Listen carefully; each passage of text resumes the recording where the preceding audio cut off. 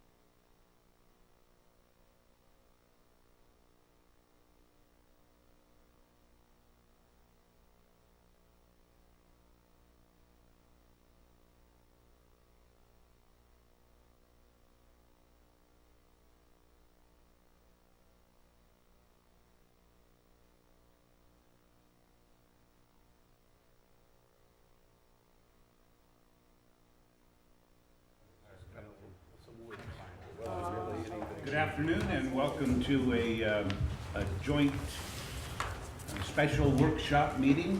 We have our Oak Harbor City Council, we have our Parks Board, and our Oak Harbor City Planning Commission here. So it is 2 o'clock, 2 p.m. and today's date is September 20th.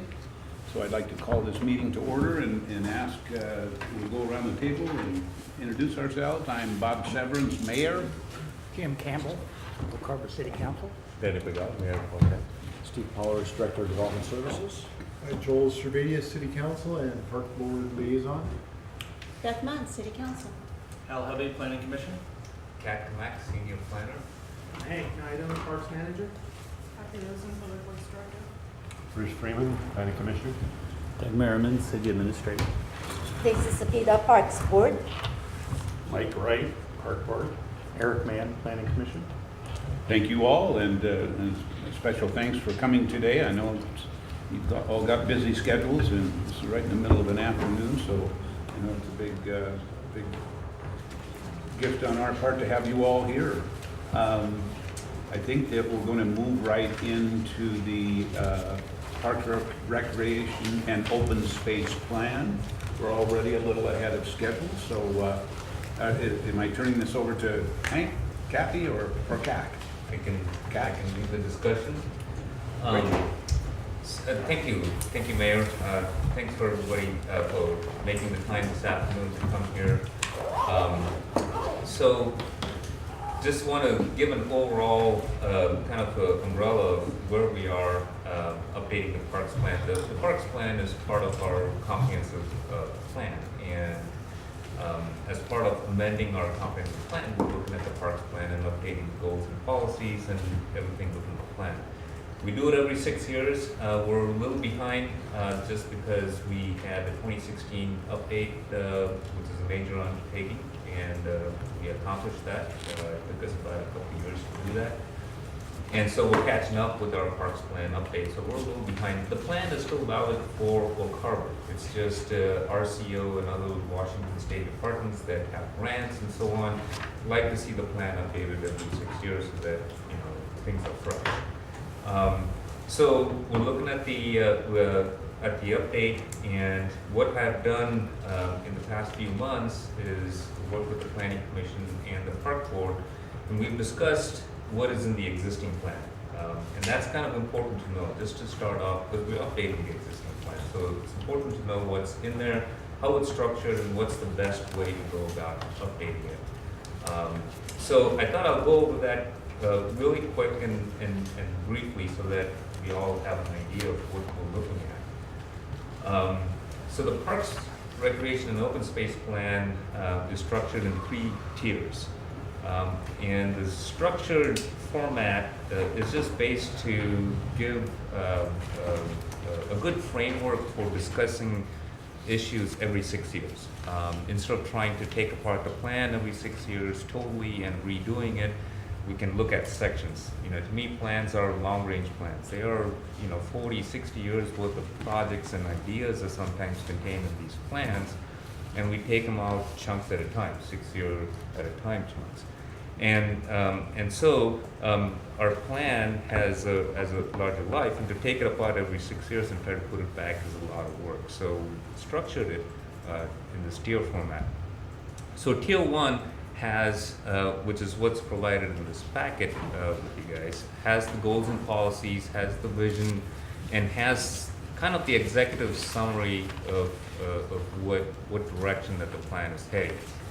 The tier 2 has all the inventory of the parks, the existing conditions, the level of service, the numbers and the nuts and bolts that contribute towards the goals and policies or executes the goals and policies. So tier 2 has all the nuts and bolts, the numbers, the level of service, and so on. And tier 3 has the administrative policies, you know, a lot of what the policies that Hank and his crews use for maintaining parks and planning throughout the year in terms of what their policies are. And so they are separated in such a way that, you know, you can amend the administrative policies on a more ongoing basis, and then you look at the goals and policies every 6 years. And so that's what we're here to do, is to kind of look at that tier 1 of the plan and look at the goals and policies and have a discussion about them, and hopefully through that discussion we can identify any new goals that we want to add, any goals that we've already accomplished, we've made decisions on in the past 6 years through some other project or through some other means that we want to take out of the plan, and whether we want to modify other existing plans and so on. So I'm hoping that this discussion as we go through is a discussion and that we have ideas. Lisa Felix is here, and she's going to help us out. She's basically a digital flip chart person. I think as we talk through the goals, she'll have the display of the goals and policies on the screen, and I'm hoping that Lisa can capture some of the thoughts and comments that we have about these goals, so that as we go through the meeting, everybody can see what it is that we're hoping to change or amend or add. So that's the general idea. If I can take a moment to just go through the tier 1 section, just to give a brief description of what it contains, may be helpful. So we have the vision. Now, I don't know, we sent the packet out earlier. I don't know if everybody had a chance to scan through it or read through it, but take a look at it when possible. The vision, this is kind of a compilation. When we did the plan update, the last time around in 2007, 2008. The plan was actually adopted in 2009, but most of the work was done in 2008. We took all the old plans that Oak Harbor had a parks plan from 1960s somewhat, and so it was one of those plans that they've had for quite a while, and that was updated several times. So I went through the archives and pulled all these plans out and kind of compiled most of the thoughts and goals that from those documents. So it's more than 20 years worth of goals that are in there. So the vision was kind of created after reading some of those documents. If anybody feels that the vision needs to be updated, if you feel like the thing, it could say something else or whatever, it would be a good time to do so. With the plan update, we can discuss that. So maybe we'll revisit it at the very end just to answer that question, does the vision need to be updated? The guiding principles. So the guiding principles are usually found in every plan. If you look at communities plan around the Puget Sound or even across the country, these are general park statements. They are usually contained in the goals and policies of plans. What we have done, just for GMA purposes, we know that these are somewhat of a cornerstone to every plan. They don't change very often. So when we did the plan in 2008, we took all the foundational stuff and put them under guiding principles. And these are statements that we don't need to amend every 6 years, but you do want to take a look at it. In fact, we got a comment back from one of, in our park board discussion on adding something about historical significance. You know, we don't have anything here to kind of support our historical significance in Oak Harbor and support it through our park system. So that's a good statement. That's a good foundational statement. We got that input. We'll add something about historical significance. So it could use some review like that. So feel free to look through that, and if you have comments on that, we'll definitely look at that as well. Then we got the comprehensive planning goals. And this is primarily what I'd like to cover today with you all, and that's what we'll go over. So the kind of first sheet of the comprehensive planning goals kind of explains what type of goals we have when we review development or when we review transportation projects. We may want to incorporate some goals. So some goals are like just general statements that we have to consider making decisions. So different kinds of goals. And as we go through them, we'll find out more about that. And so they've been separated into open space, parks, and recreation because this covers all three of them. So that's kind of what we'll be going through. But before we jump into that, I just want to go over the recommended plan as well. And this is all part of the Tier 1. And the recommended plan kind of covers in a nutshell what we want to do with neighborhood parks and what do we want to do with community parks. The recommended section identifies, page 17. Or 12 to 28 of the packet. 12 to 28 of the packet. Here in the bottom. Oh, gotcha.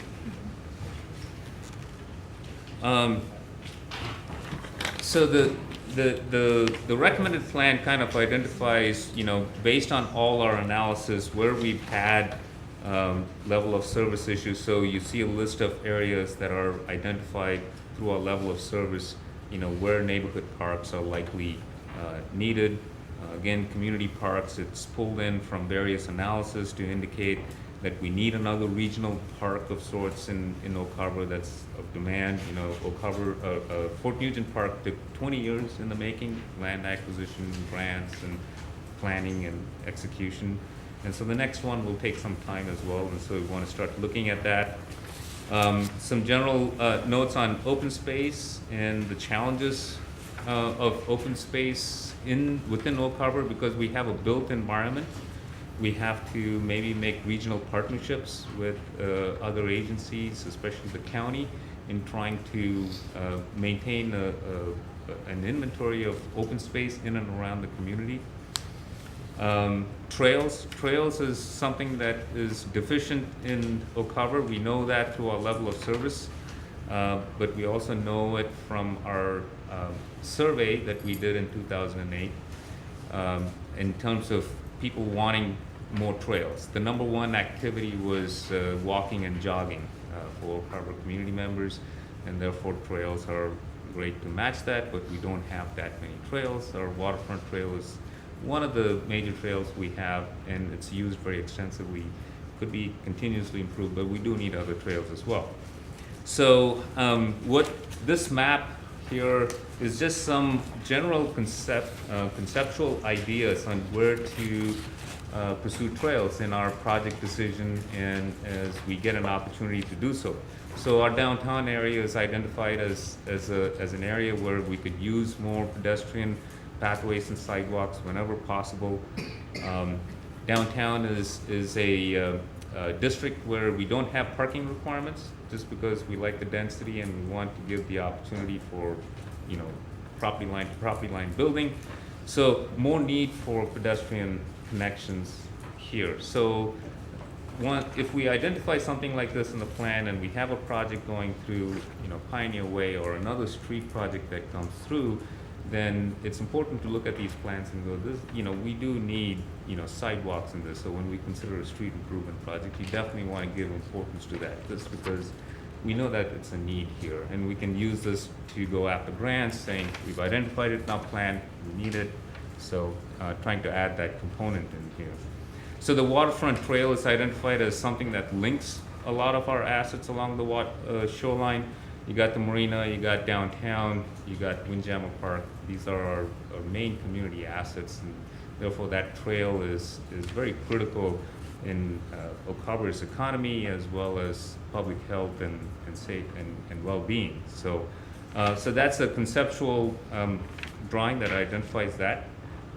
And then we also have this other map, which is the Whitby Avenue corridor. And this is another important segment the plan identifies within Oak Harbor. It has most of our public assets are lined up along this street. We have all our schools, basically. We have the senior center, we have our swimming pool, we have a fire station.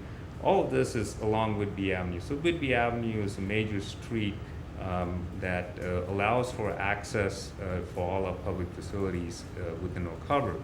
And so it's important to try and build connections to Whitby Avenue, schools especially. So, you know, this area is just identified. Again, if you have street projects that you're doing, you have development in this area, and there are no sidewalks, you're looking for opportunities to make those connections. And so you look at the plan to help you support and make that decision to try and get these connections made. You can see a network, if all the schools are there. I know there was a time when schools talked about, you know, trying to limit the traffic that comes to schools during that time. So can we go and park by a close by neighborhood park? Can we drop kids out there so that they can walk to school from there instead of all of them coming to the doorstep of the school? So by creating these networks in this core area, you're trying to provide options for people to get to the facilities without too much congestion. So that's the idea behind identifying the Whitby core as a location to focus on if we have an opportunity to do so. This map here, which has kind of Oak Harbor and its surrounding areas, this is a general conceptual map for the long-term,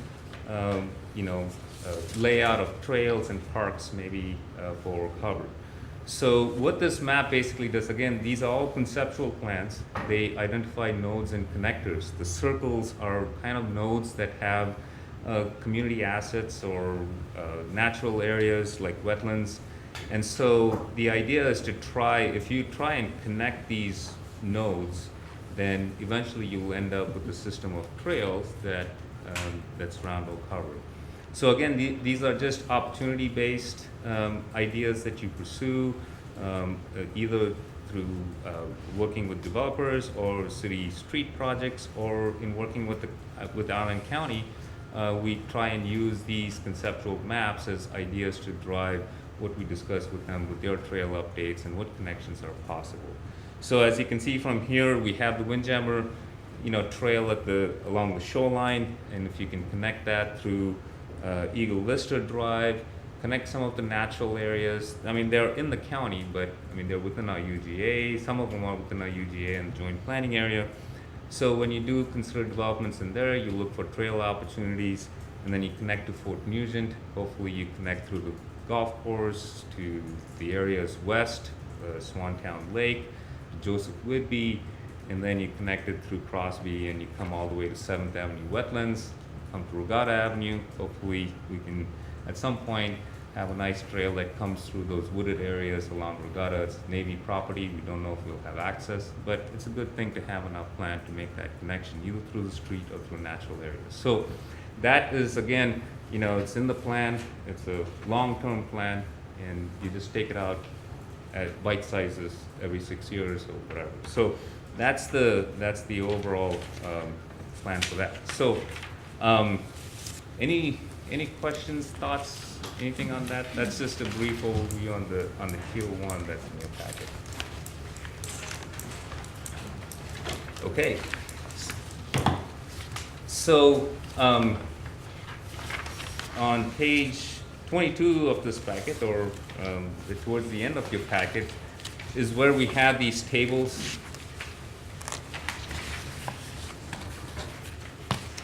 And so what I wanted for us to do, and I know these are a lot of goals and policies, but as staff, we got together and looked at these existing goals, because that's kind of one of the steps in any plan update, is to look at the existing goals, where we are, what is the status of them moving forward.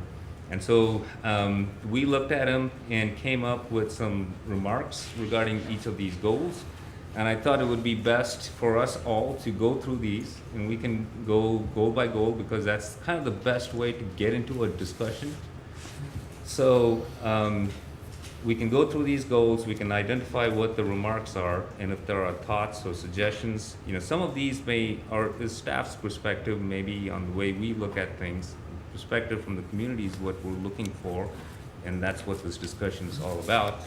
And we want to try, as we move forward, to make sure we have a clear intent of what these goals are and what they're trying to accomplish. My eventual goal before the end of the meeting is to try and identify what we should pursue over the next 6 years. So not everything in this plan can be accomplished in 6 years. We don't have the resources, the money, or the people to do that.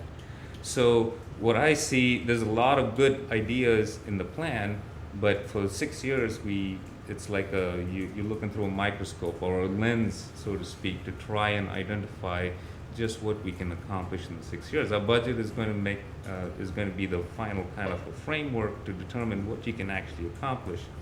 So we may identify projects in the park plan, and it's going to come down to that 2-year budget that the council approves every 2 years in order to determine what, even in this 6 years plan, that we can actually accomplish.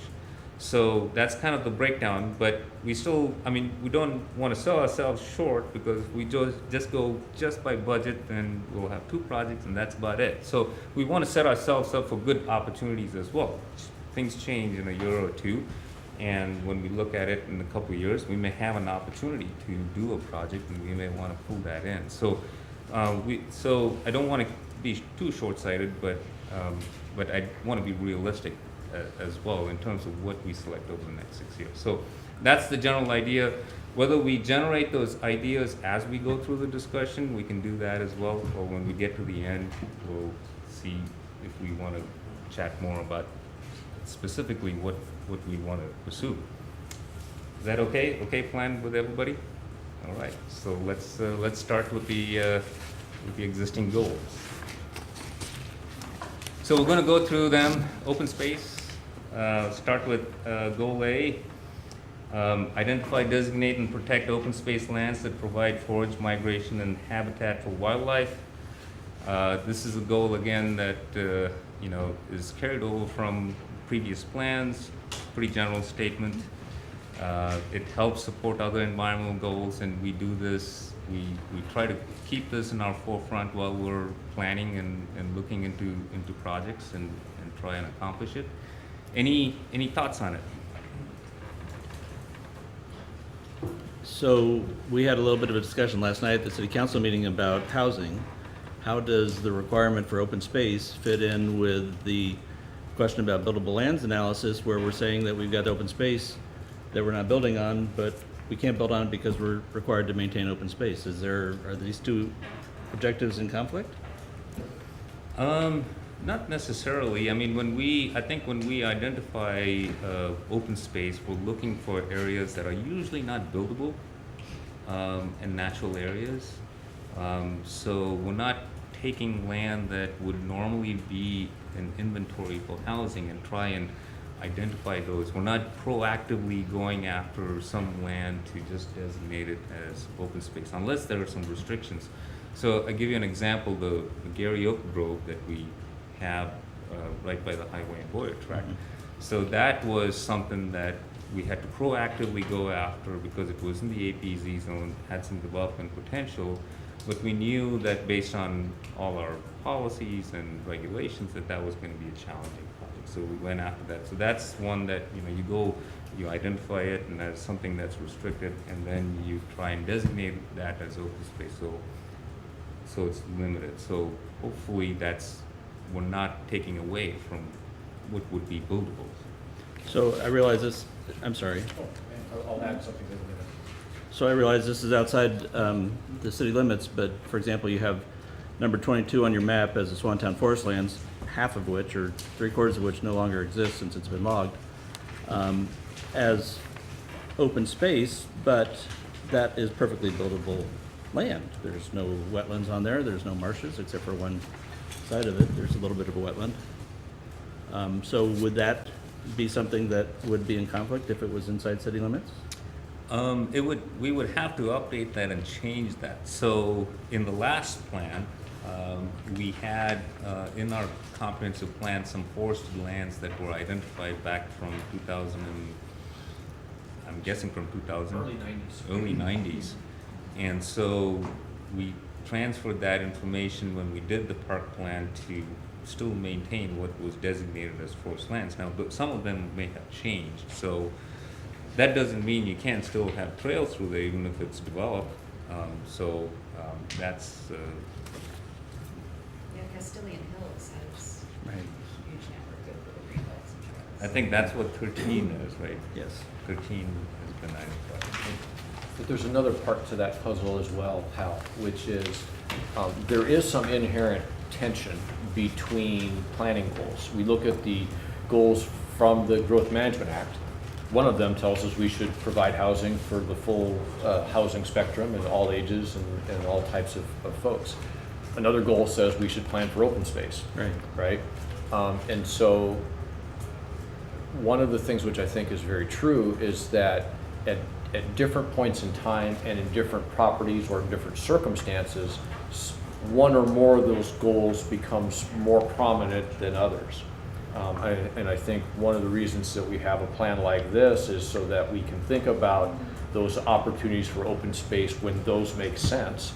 But can conversely, when we're trying to tackle the housing issue from another portion of one of our comprehensive plans, we have to try to decide when does the housing at that particular location make more sense than maybe open space. So there is some tension between those goals, but I think that was purposeful the way that the Growth Management Act was set up. Well, don't we also, we haven't had a lot of development, but the developments that have come before these bodies, have identified open space and have identified trails where the plans are proposed. Yes, and I was, that's also a valid point, which is that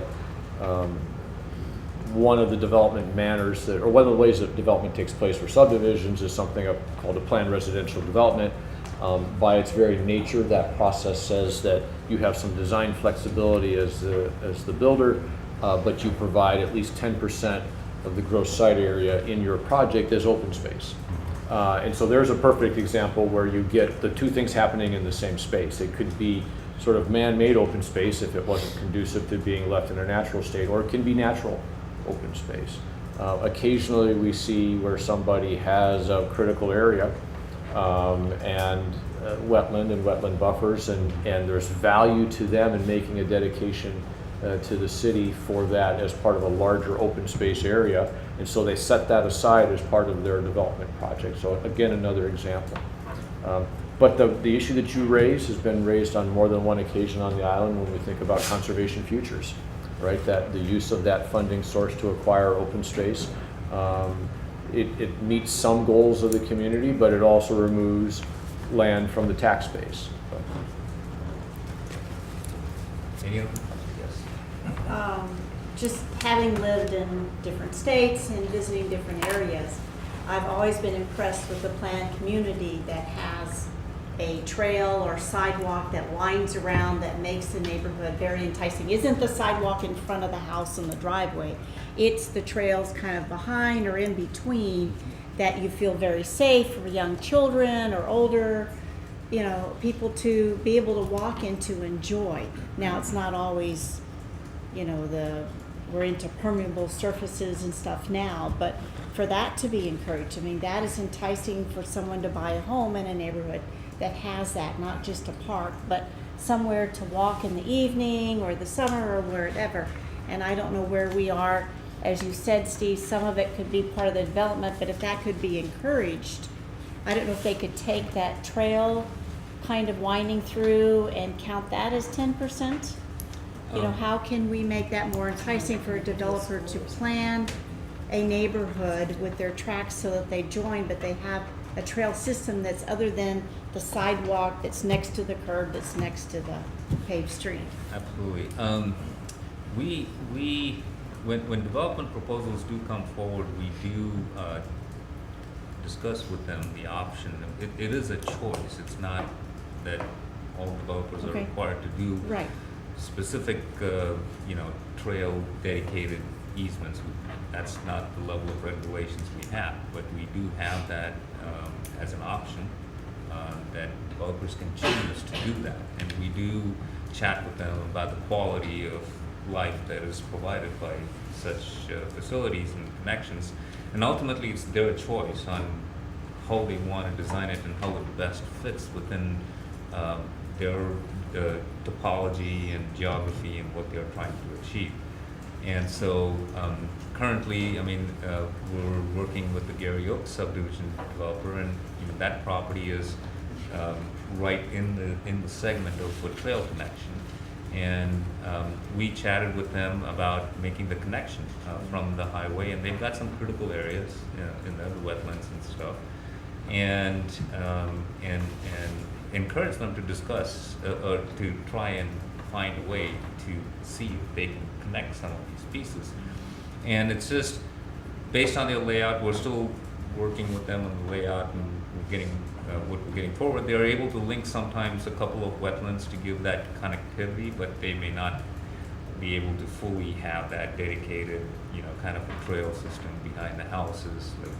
Some subdivisions I've seen. So they may choose to ultimately do it next to Eagle Vista Drive. If they do it, we ask for them to be like true multi-purpose trails. It should be different than a regular sidewalk. It needs to be 10 feet wide, therefore bikes can ride across. So at least we'll get a wider, different looking trail system than our typical just 5-foot sidewalks. So, but it is a choice for the developer to do.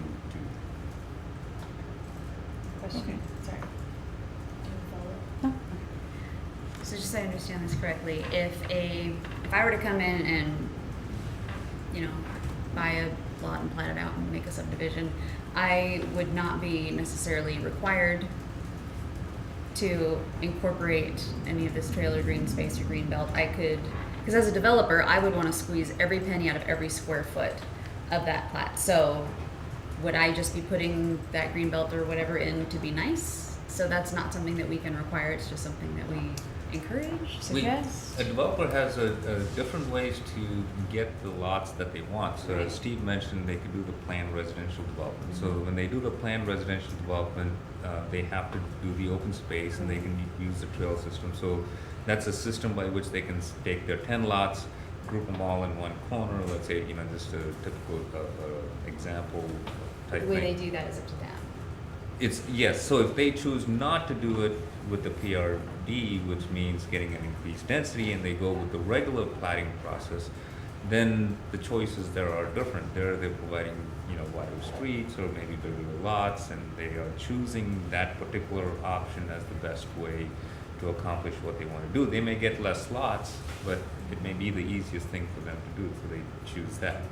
Now, if this subdivision was in one of our planned areas here, then we say, as part of the plan, you need to incorporate multi-use trail because we do have a plan that needs a trail connection through yours. So not every subdivision will be required to provide a multi-use trail, but if it's part of a larger planning system, then, we are looking for connections, anytime there's connections, because we have policies and, that says anytime you can connect the park, do so. So we'll try and get that. Any other good thoughts, good questions? Any other thoughts on that? All right, that was the first goal. Good, I like it.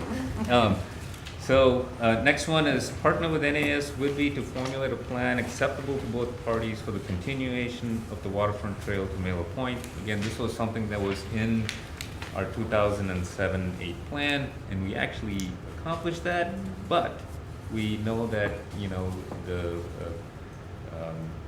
we had a 2-year MOU, I think, to try and keep it open, and Parks Division went in and did some minor upgrades and had some trash cans and so on to make it convenient. But as we all know, due to security reasons, the Navy can shut that access off at any time. So we know it's intermittent. Sometimes it's open, and sometimes it's closed, but we're at least glad that we're 50-50. There's no true 100% way to guarantee that stays open unless there's some other way we do it. And again, if there's an opportunity to do it, I think we have enough kind of a backing in the plan to go forward and try and take the opportunity to do so. But right now, it doesn't seem like we do.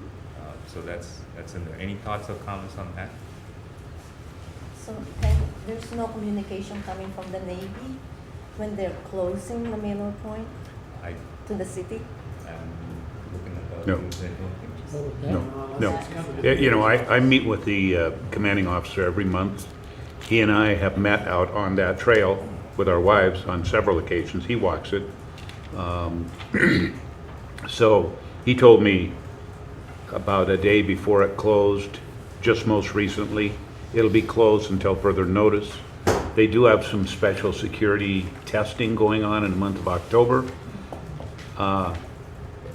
I think I told some of you, he actually has a goal before he leaves, Captain Moore, to build a fence, which would be an extension of the fence, which is the armory. That's the last building on the left before you actually get onto that trail.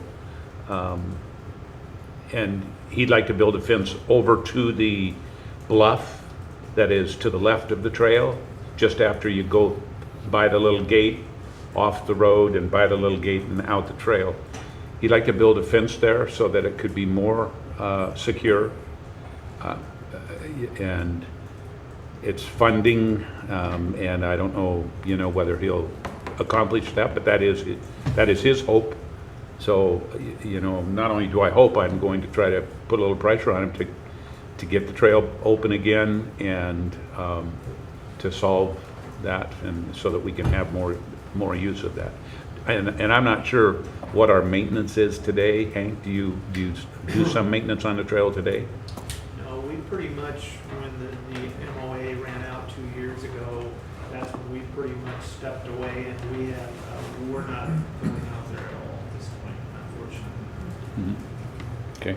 Yeah, so, this is something that nobody's opposed to it. We can still remaining in our plan so that if the opportunity does come up, if they fence off their facilities so that they feel secure that people are not going to wander into their facilities and have that open, we can jump on that opportunity again.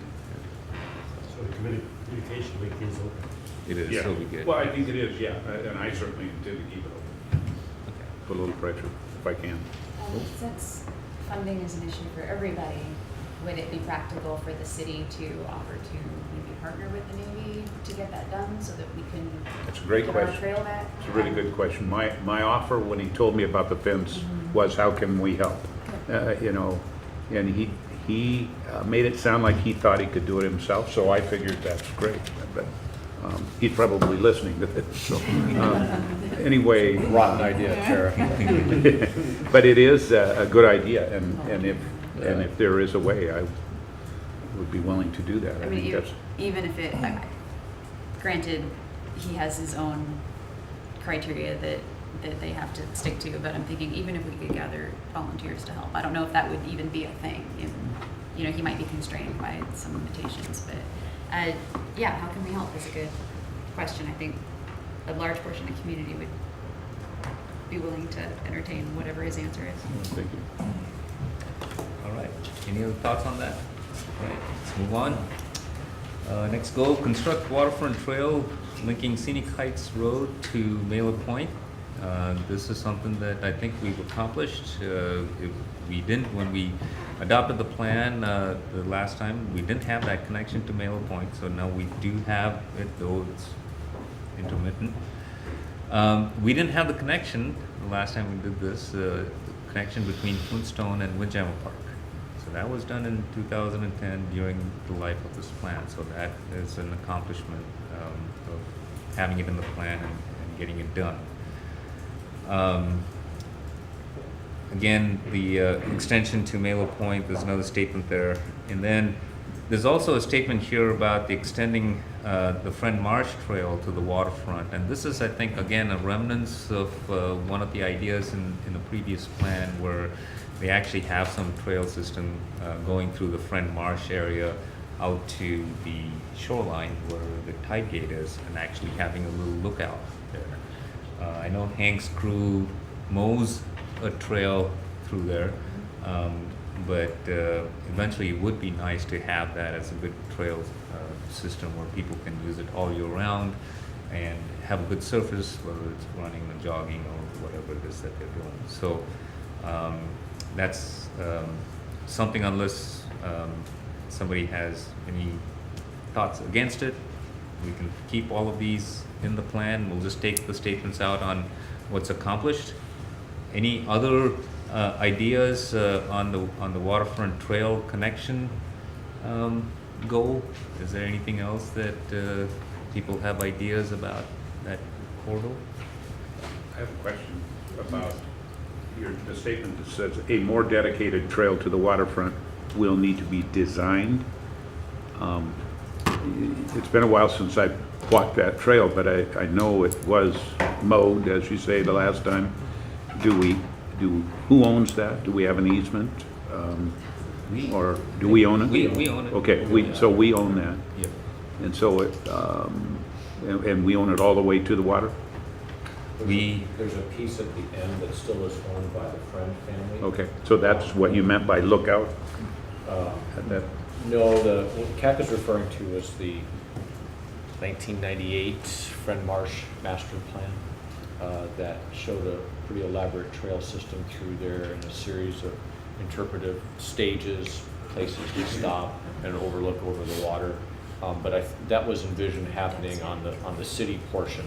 So if you think about Friend Marsh, as it sort of comes down in a triangular-ish shape, there's a part on the east side that is still privately held, but our holding goes all the way out to the dike. And it would be in that area generally where that overlook would be. I think that plan had a couple of trail systems. It had just some trails along, some of the drier sections of the marsh, and then there was actually some drawings that showed some trails going into the more wetter sections as well that would require more no machinery, labor type work to build these trails and some specific ways to do it. So if any trails were to be built, you want to kind of look at it, study it, and see how you want to best build it. So again, that would be an opportunity and resource base because it's going to involve some kind of an effort designing it. So that's Aren't there 2 lots he hopes to sell one day? Because that's why he redid the dike. or something down there, because there's actually 2 waterfront lots that eventually he hopes to sell. So I'm trying to think of where I walk down to that tie gate, and then there's up kind of the berm part. I don't know exactly where his property is and where we might put a trail, but that would be something, as when that's developed, that it is thoroughly discussed and legally signed, agreed upon. Let's put it, instead of a handshake. Yeah, I think On when, that. a few years ago, if I remember, we went through an amendment to the water conveyance system that went to that tide gate. Right. And in that process, we worked with Carl Friend to try and identify that back area as a way to connect, eventually when things develop, a trail system to the waterfront. So this notch here, although I think it's a little too large there, this is the property that the Friends still own. This is the piece which is held in community by the Dillard subdivision. So this is the private property that still has his private property rights with it. The rest of this that's colored green is the publicly owned property. And also, since the time that this map was done, this has also come into our ownership as well. This area here has come into our ownership as well. Okay, There are a slew of easements and agreements that sort of dictate how those things all sort of work in that same space, Beth. Okay. I included a statement in here to consider including a goal to improve the linkage between the downtown and the marina. And this is later in the same plan. There are some statements made in the plan about improving the waterfront trail between the marina and Flintstone Park. Right now, it's a sort of sidewalk that goes along the street. And when somebody's biking or when they're running and going in 2 different directions, it's not really wide enough to handle the multi-use of that. So that's one of the projects I think that was also identified through the Economic Development Committee that was working on opportunities to find in Oak Harbor to do that. And wondering if that's something that we want to add as a focus. Again, this is not, we can add it in here and maybe discuss later on where it should stand in the 6-year plans. But if that's something that you all are interested in, we can chat a little more about that and get ideas. Any thoughts on that? With the revitalization and new vision and design of Windjammer, that's going to become even more critical. I mean, even now with the hunks of dirt and stuff like that, it's amazing how many people walk down there, because it's relatively flat, but it's got the view, it's close to park your car and to see things. People feel very safe down there, that I would think that it would become even more use. And I know it's a problem if you have little ones, you don't want them riding on the street, but yet I see a lot of older than I am couples walking it, and then you have the little kid coming, and you don't want to separate. You want that multi-use, that I would see that would become a higher goal as the park gets finished, or in considering what all we're doing to the park, how to have that walkway through there near, it's not going to be on the beach. We're trying to make it so we don't have the extreme high tide and the winds and everything, and they just blew, it over to the windmill and filled up the little splash area with logs and stuff. So I know we're trying to, but I would see that, I don't know, maybe I'm wrong. The more I walk, the more people I see down there, and as the park gets finished, I think you're going to have even more traffic down there, that you would want to make that wider, or however it is, to add another trail next to the sidewalk. But maybe I'm looking at it wrong. I'm just, from what I see. Any other, yes? I know Catherine's going to agree, but I'd like to see, an outhang boardwalk along the sidewalk, so expanding the sidewalk another 5 or 8 feet, all the way to the marina would be ideal, which in turn would bring the people from Marina, I think, back into Oak Harbor, proper as far as, it seems like right now it's hard for people from the Marina to get downtown Oak Harbor. There needs to be more enticement to bring them that direction. We were just in Hallsburg, and they've added an area around a big rock, blackberry mess, but they have a boardwalk probably 10 feet, 12 feet above the water that goes around and then hooks. I don't know how they did it, but it's pretty darn cool. And it's about 5 feet wide, maybe?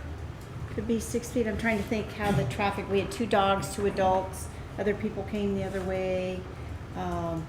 But, I mean, I can send you pictures. I took pictures of all the places we went. But it connected the marina to a different section, and then you walk down Main Street downtown and you go past the stores. But it was very cool. I had no clue it was there. Yeah, So there's other areas who have done it. We just need to investigate maybe how they got it through. But it was really cool to walk up over, and as the water came in from the tide, it was very neat. So just a comment about permitting, and maybe that will be helpful as we go forward. Don't shoot us down, come on! See, I'm going to surprise you all by telling you that while overwater permitting or over shoreline permitting is a hassle, it is not an impossibility. It takes time. I mean, there's no quick process when you're dealing with the state and the federal agencies, but it is not an impossibility. The keys are to try to limit your impact as much as possible, and then you got to be prepared to do mitigation somewhere. And as long as you go into it understanding that, it's really not impossible, because there are examples, Now, there are some things which are just out of the realm of possibility anymore. And any place that you've ever been along the beach where there is a restaurant on the end of the pier sitting out over the water, strike that from your memory forever, because that's not part of our reality anymore in Washington State. But things that encourage visual and actual physical access to the shorelines of the state, that's something that they actually have to help us, get permitted. It doesn't mean it's easy, but you can do it. So, I have actually some personal knowledge about that piece of property between the marina and I know that the city, I have a piece of property that I own that is on the water side, and I know the city has an easement, and I know that the city's easement, I believe, is 5 feet south of the sidewalk, at least along my property. And I know that because I remember seeing it and was concerned about putting signs up there and so forth. I also know that Pioneer Way used to be 12 feet wider. The Pioneer Way, at least as platted along where I used to live in the condominium, the city years ago vacated on the north side of that street. So all of those properties got vacated, a portion of vacated Pioneer Way in their land description. So I assume that's all water under the bridge and can't go back the other way. But, at one point in time, our forefathers thought that wide of street was needed. And then, somewhere along the line, and that's my title insurance background and my land description for the Pier Point condominiums includes a portion of the vacated Pioneer Way. So I'm just saying that it's 60 feet wide, I think, today that we own. It used to be 72 or something like that. And that's, it's a strange piece of history, and why it was initially done that way, I don't know. And I guess I'm saying, we should consider everything we can along there. That's an important piece of property. And if it means, as Mr. Wright said, that, we might be able to build a wider boardwalk, that someday, the people that follow us will be pretty darn happy we did that. And finally, La Conner has acquired property, along the slough there, pretty much beside those, and I assume that kind of dovetails into what you're talking about. It can be done. Sure. It's a long process, but, you know, is it the right thing for people to follow it? For that piece of, or for that length of roadway, it probably is. We should probably look at all possibilities. Just an observation, it's a great idea for a boardwalk. We're getting recently, a lot of ideas are coming through on this boardwalk idea because communities know that it's so difficult to do, you know, construction projects on the shoreline because altering the shoreline or anything is bringing the permitting and the costs associated with pretty high. On that section of the trail, we do have that parking lane, and it's used for events and things. But most What is that? Do have what? a parking lane on that side of the waterfront trail, Okay, right. and there's also stormwater catch basins on that side. So any street widening or any sidewalk widening brings into design the stormwater facilities, which then adds more to the project. And then on top of that, we also got archaeological concerns when we start to dig up. So there's several things that are challenging. But however, a boardwalk, if we were to build something on top of the existing sidewalk using the existing parking lane, that could be fairly simple with less permitting and maybe even less cost. And when you work with a boardwalk, usually with wood or trucks or something like that, you have more options. And this is not something that you want to think of as a 60 or a 70-year, you know, lifespan project. You want to consider this to be a 20 or 30-year lifespan project. And if the community really likes it, they'll keep replacing it. And repairs are easier on it. But if it goes out of fashion and they want concrete and brick, then they have a chance to look at that again in the 20 or 30 years to make it different, along with the Pioneer Way widening project or something down the line that we don't know about. So is that something that rings okay with most people, and we can kind of add that as something? Because in our vision statement in the comp plan, when we went through 2016, that was one of the statements in there about making the waterfront trail into a promenade. And a promenade is a wider trail with human scale lighting and, you know, some seats along there, you know, and that could be fairly easily done with boardwalk type material than trying to redesign a street or redesign it from a construction and engineering standpoint. Maybe at the very least, That's it's worth like- looking into. The segment of Pioneer Way, the property owners own the tideland. Can the property owners build that boardwalk along the tideland? Of course, with a permit from shoreline. From the sidewalk, if they wanted to build like one of those wharfs. That's right, along the tidewater. They could You not, own the tideland. Some do. Yeah. They're not 100%. Not all of them? Not 100%, but some do. you know, you couldn't build below the ordinary high water line, but you could be above the ordinary high water line. Depending on where you're at, will depend on how challenging that is, both permitting and just actually designing. But I think that, maybe to summarize kind of what I think we're hearing, you know, the width of that street, the importance of that particular link in our waterfront trail in terms of community's use as well as visitors' use. Adding this CAC as a goal seems like it's something that would have some pretty wide support. I probably have the obligation to point out that we've covered page 1 in 1 hour. And while this is great conversation, which maybe tells us we should try to do these types of things more often, we won't get very far if we go this in depth on every one of them. All right, thanks, Steve. Next one is the design and build trails around the 7th Avenue wetland tract. I think this is another node that's identified, and it's a great opportunity for infill kind of a trails area. It was identified in the last plan cycle because trails were identified as a lower level of service.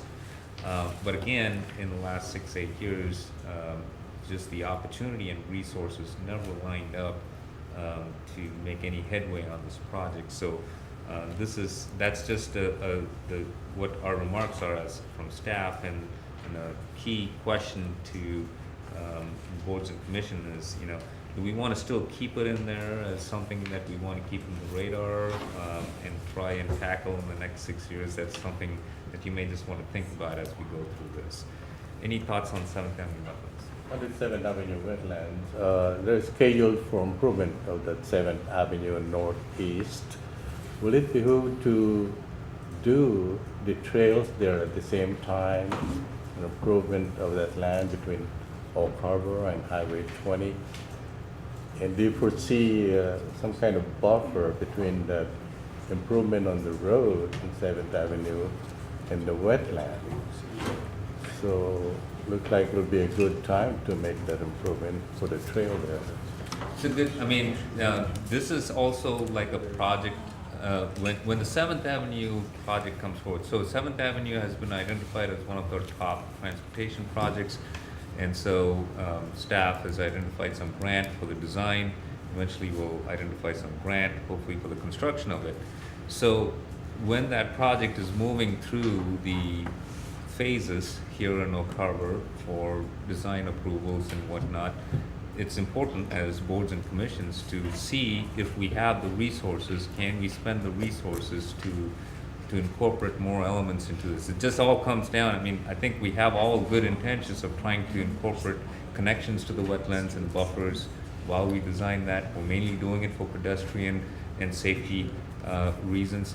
So the quality of how they end up is going to be determined by how much we can match our resources to fit into their design. Isn't that on our TIP program or whatever to happen this year? So if we're going to be working on that street, shouldn't the two go together? We're working right now on the capital improvement plan for 2018 through 2023. Looks like we are slated for design in 18, right-of-way acquisition in 19, and construction in 20. I'm speaking to the Northeast 7th Avenue street project, yes. Right. So that's how we see the project lining up against what we think the available funding will be. So we'll start design next year. We'll require the right-of-way we need in 19, and we'll start building in 20. And this wetland, isn't it? It extends to the north of it mostly, but there's some of it to the south. And what I think you would do, and I think this is what CAC was saying, is be cognizant of where that interface is, right? So if you think about wetland coming down to near where the street is, as we think about that east-west right-of-way and street corridor and the pedestrian improvements that we're going to have along the street, because that's a key part of that project, how would you tie in, or would you tie in, what's the best way to do that? Any sort of trail network that we might have around Northeast 7th Avenue wetland, so that you could have a takeoff point, for lack of a better phrase, from the street itself. But I don't think that the trails themselves can be part of the street project. They're just two different projects. Yeah. So I don't Right. think we can take on building the trails around the wetlands along with the street project. But when we design the street project, we can at least try and Have prep that it for. takeoff point that we could connect is what, Think about You've how got the at grades least- would- how the grades would work Okay. and those kinds of Yeah. things. But don't we also have a smaller community park there next to, there's condos behind the greenhouse? Yes. There's a park, and that interconnects to the Highway 20 behind North Woodby Middle School. If we keep all of that in mind and make all of those interconnect across Northeast 7th to the entrance of the wetlands, just that one little spot would be a central hub for everything to happen from there. That's a good idea. Yeah. That's a cool little park back there. And it's completely underutilized. We had soccer there when my kids were little at one time. yep. Yeah. All right, any other comments on that? All right, let's move on. Provide safe and convenient trails for walking and biking between parks, neighborhoods, and major activity centers throughout the city and to other recreation sites on North Whidbey. Just the point that Eric made in terms of connecting, parks and streets and transportation. This is, it not only supports a transportation network, but when we do review development projects, we kind of use this as a goal and a policy to try and discuss with the developers how is a ways that we can make connections. So something that's good to keep in the plan. Any comments on that? All I right. might just share a general thought, which is that our elected officials and our committee members might look at that kind of as a ho-hum or a duh. Why wouldn't you do that? But as CAC has pointed out to you, when you keep this kind of language in here, you'll be surprised how we can use that and take those couple sentences and use them to support this idea or use them to support that idea. So they really do have quite a bit of value, even though it doesn't look like they accomplish an awful lot on their face. Thanks, Steve. Prepare a bicycle and pedestrian trail plan that establishes design standards and provides connections between city parks, residential areas, and major activity centers. This is, again, general guidance on this if we want more specifics. I think the transportation plan has some goals and policies and some guidance on including bikes and pedestrian pathways into our transportation projects, and so this is another supporting goal that supports the transportation element. If we want to very proactively go after the street networks in Oak Harbor and say we want real dedicated, we want to turn existing right-of-ways, we want to restripe them, you want to look at that as a very special project, and you want to have some help in designing that, because it is done in other communities, but they have a separate plan on how to accomplish this, how to restripe it, and it does take resource and help. So if that's something that again the commission and council wants to do in the next 6 years, then you want to think about how you want to fund that idea and get some help and develop a plan. I think both the transportation plan and the parks plan is saying, yes, put effort into doing it as a separate plan, and I identify these things separately. But we'll do it along with street projects that when we do, but if you want to proactively connect the community, you got to do it as a very specific plan. Do you know Brian Wood down at the county? Mm-hmm. I keep hearing whisperings that he's very accomplished cyclist involved with Woodby Island Bicycle Club. And I've heard rumors, there's a couple things, that they've made some headway on getting funding. I'm backtracking here, but to that, I'll call it encompassing the Oak Harbor Trail system, that they've made some progress there, as well as the bicycle route from north to south. I don't know if you've heard any of that, if it's... I've met with Brian Wood, and they've shared some maps with us on some of the trail connections and ideas that they're thinking about accomplishing on the county side of it. And I'm just making sure that whatever connections they do connect with any of our trails that we have within Oak Harbor. So we are chatting with them and coordinating that. Are there available grants to accomplish these goals, and does it come from the state? Mostly the state. We looked at just the most recent kind of my look at the website from RCO, which is Recreation and Conservation Office of the state, that deals with a lot of grants for recreational facilities, boating facilities, and so on. It seems like they are focusing in the next few years, at least the next couple of years, with their trails grant, they are focusing more on backcountry experience. And so, I don't know, throughout the state, if you know, I mean, Darrington, which is on the Mountain Loop Highway, and their communities are trying to bring recreation opportunities more to their area, just as an economy. And so they are trying to design some bike trails there. And that kind of is a backcountry experience. It's not like an urban environment where they. So I think there's a slight focus from the state side on trying to get put more funding towards more of those type of projects in terms of trails. At least from reading the website, it seems like it'll be challenging, I think, for all urban communities to try and get a piece of that pie when the state is saying, okay, if you have backcountry experience, kind of experience, that's where.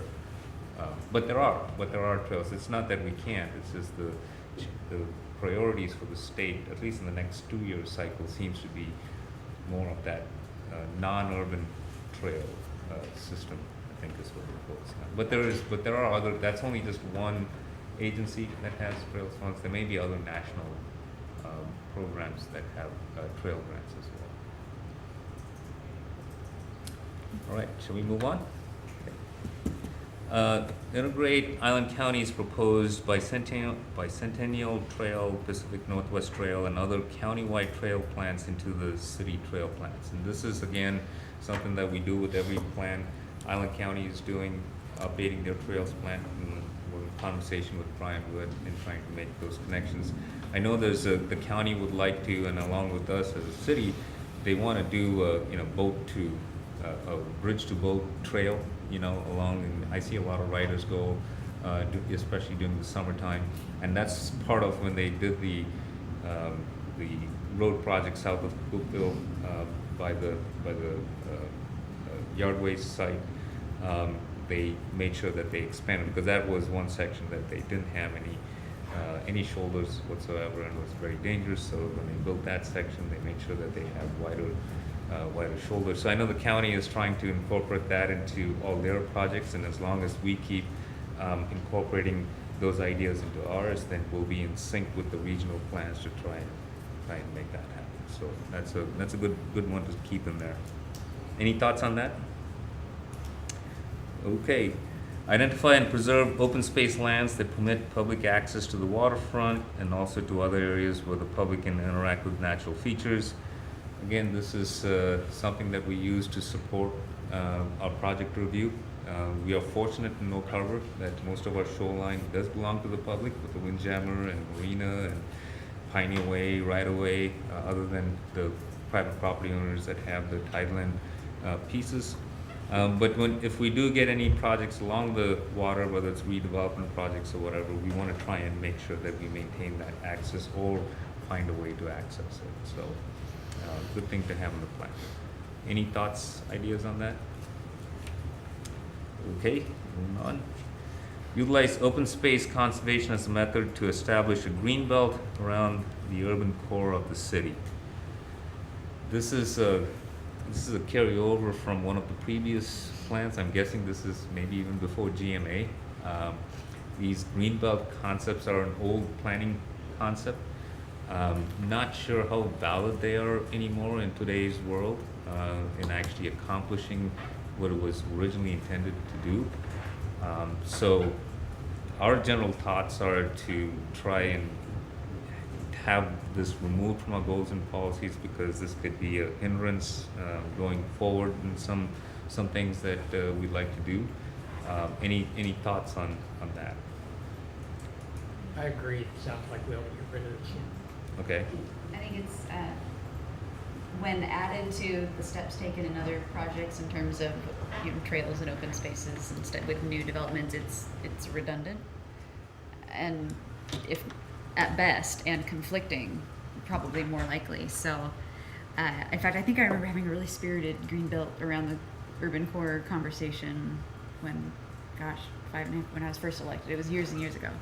But I think it was left in there just as we like the green idea. So I agree. I think it's redundant and or conflicting and probably not relevant. It could be viewed as different things by Right. different people, and therefore could be a point of contention with the vision. So everybody okay with having this removed? Okay. Moving on. Identify and protect important view corridors that provide visual access to scenic vistas. And this is again something we have in the tier 1 in this map. We've identified some key scenic corridors, especially downtown, where we have the streets that go all the way to the water is actually a nice little view corridor. Some streets don't, they end in Pioneer Way and they don't provide that view.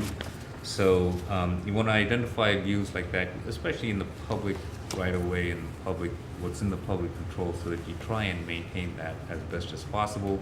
When you're doing project review, you kind of bring that up as a point of discussion to see if the design could be flexible enough to still keep a view and for them to accomplish what they want.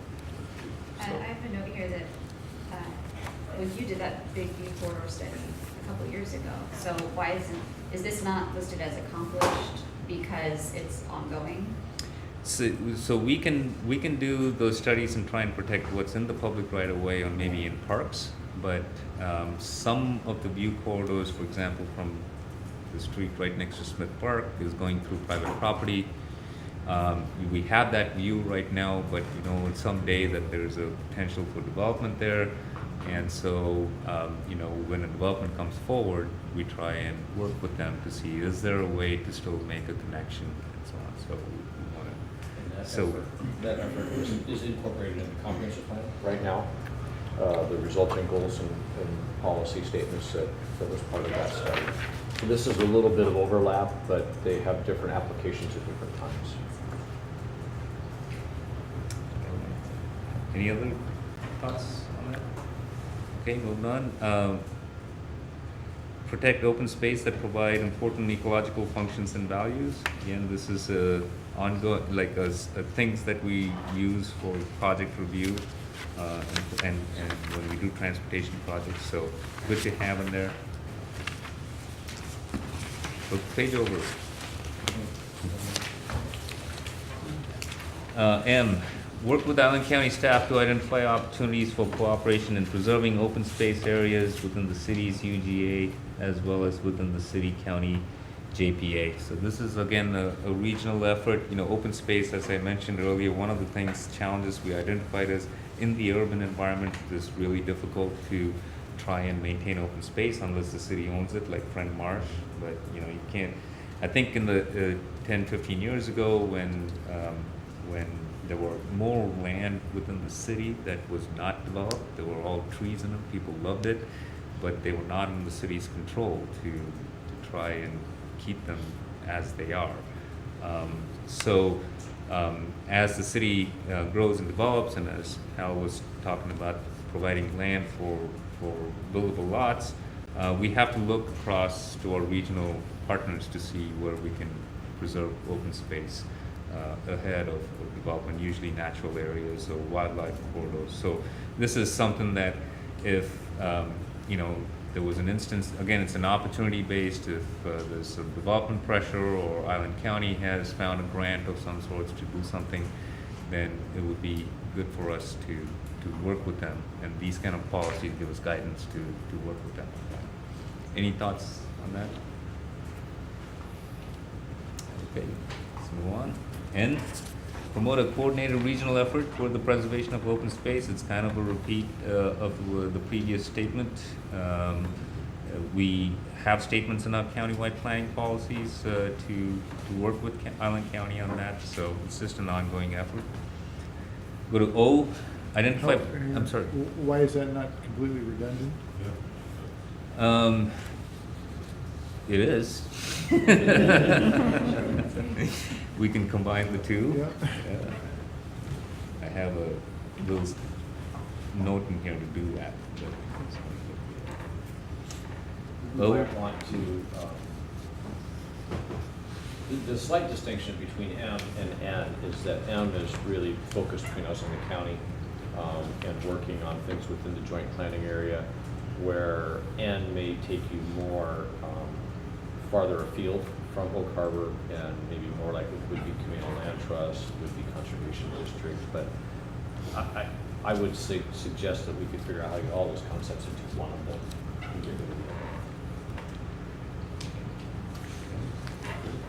Good point. So, O, moving on. Identify properties that may be suitable to create an open space link between Waterloo Marsh and Swantown Lake. And I think this is a statement from one of the previous goals, previous plans that came through. And so, you know, if we look at this map, we do have, you know, kind of a connection that we'd like to make, you know, to that area. So it's not too far away from what we want to see eventually happen, but I'm open to any thoughts or comments on that? How long has this been in here? Steve? I don't remember if it was in the 95 plan, but it was in the 2001. Second question is, what's people been doing? Haven't they identified this sometime over the last 25 years? So one of the things that is, yes, and it's challenging. So yes, we've identified that. The challenging part is that when it's not all under one regulatory agency, so it's not all inside of the city, it's challenging to coordinate between the city and the county and different property owners and trying to figure out how you might make that Yeah, work. but this item says identify, it doesn't say anything about doing Oh. anything with it. So, yeah. I'm sorry, Are I we talking understand. about the drainage district then that goes through there? Is that what we're talking about? There's, you know, I think it was more about figuring out the properties that would be part of that linkage. What keeps coming back to my mind is that we used this as we were working with the FACMAs in the 2005 comp plan update, and when they had proposed to bring their property in. As part of that process, they agreed to dedicate a trail all the way through their property out to Swantown Lake. And this kind of policy was the thing that we used when we talked to them about that. Of course, that fell by the wayside when the request wasn't ultimately approved. But so if it's focused just on which properties are the ones that make the most sense to the linkage, that's one thing, Yeah. as opposed to how do you go about actually getting it done. Okay. Ken was just mentioning that, echoing Mike's comment on, yeah, follow the drainage ditch, and I think you want to try and use that natural feature to, if development does happen, as Steve was saying, to build a trail there or something. That would seem a logical way of looking at it. yeah, that's what I'm thinking. And you may have to come off trail at certain places. Something that didn't exist, at least during some parts of this time, was the Fairway Point project has now been completed, right? And that provides you a street connection through that particular portion of the community to that older county subdivision, which would have gotten you out to the road to where the trail would have gone through the back of the farm. So you would have been partly on paved surfaces, but you would have an actual physical connection from Swantown Lake through the farm, around the golf course, through the subdivision, then to our park. And then how might we go 2 points south from Fort Ridge Park? Of course, some of it's for Swantown Lake is actually a cow pasture too. It's different now than when I first got here. So. Any other thoughts on that? All right, let's move on to P. Recognize hydrologic and other features that create physical or visual linkages between properties and natural features. Again, our conceptual map kind of does that a little bit in terms of identifying the wetlands as nodes, so that if we want to make open space connections or trail connections, we want to try and use those areas as best as we can. So, and these are great, again, project review statements. When we look at it and talk to developers, we have a way of saying that this is part of the overall plan and a key linkage in the overall trails and open space linkage. So, any thoughts and questions on that? Okay. Q, establish an open space trust fund for the protection, preservation, and potential acquisition of open spaces through which individuals, organizations, governments, trusts, foundations, businesses, and other entities may contribute. I think this is also a carryover from maybe the 1995 plan.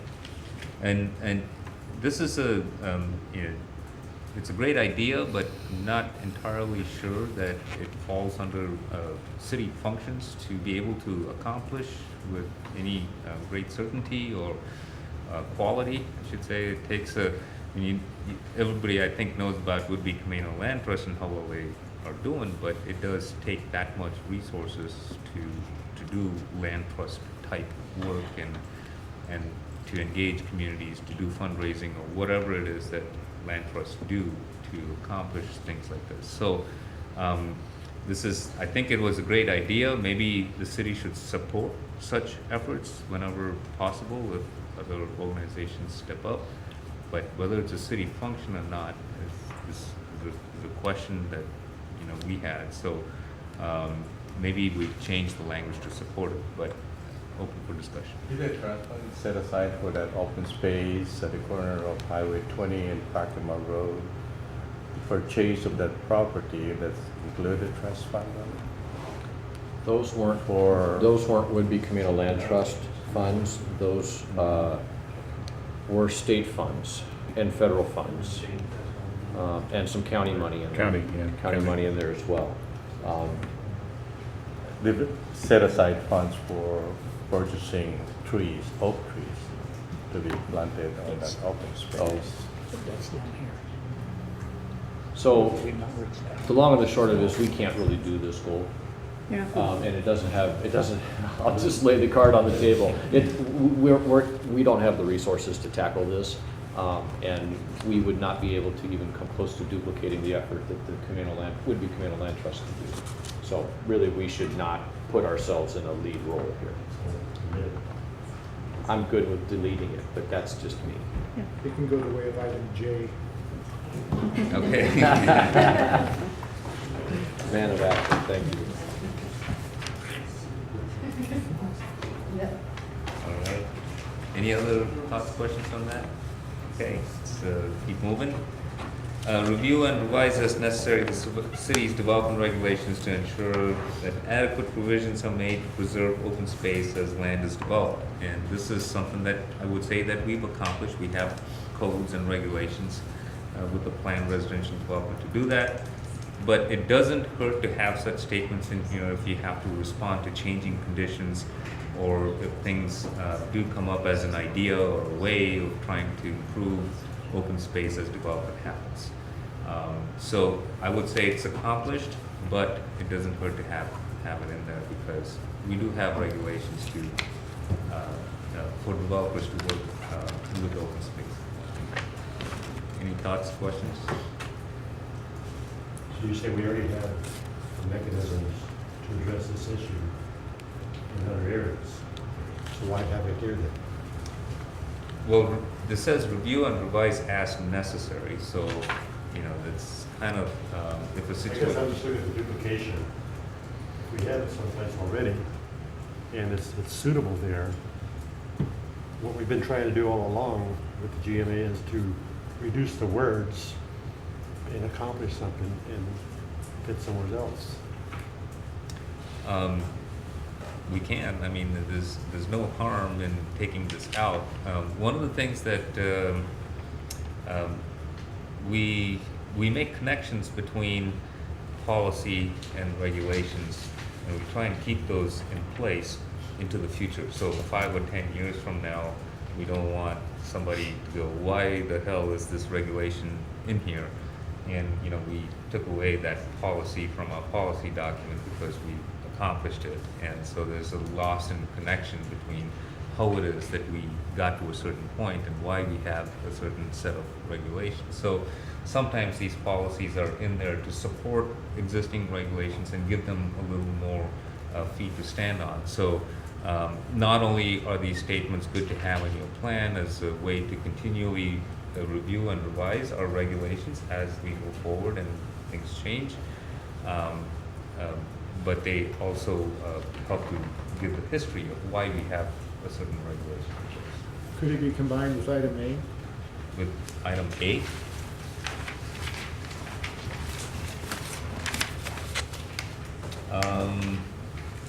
It's different in review and revise, but could that say identify, designate, protect open space lands, and review and revise as necessary? yeah, we can do that. That's a good idea. I think I agree with that. And Bruce is right, it's kind of redundant. Just All right, kind yeah. of already been covered. It seems like. Good thoughts. Well, Mayor, anything worth saying once is worth saying 4 or 5 times. In 4 or 5 different places. Well, yeah. good points. Okay, any other thoughts on that? There's not. All right, move on. S, explore options to convert the property located on the southeast corner of SR 20 and Packmore Road into an oak grove. No conflicts? So I drove by there the other day, and we have isn't there a sign there that says government property, no trespassing? Yes. I think there is. Is that, so, and that's the way we intend it to be and want it to be? For right now, yes, because Okay. I think it's in response to the damage that was done. Okay, Yeah. yeah. So at some point, the plan might be to, Well, the challenging part is that part of our deal for acquiring it was to keep it one person per acre or less, I Okay. think. And so we have a difficult time actually encouraging Sure. the public to be there.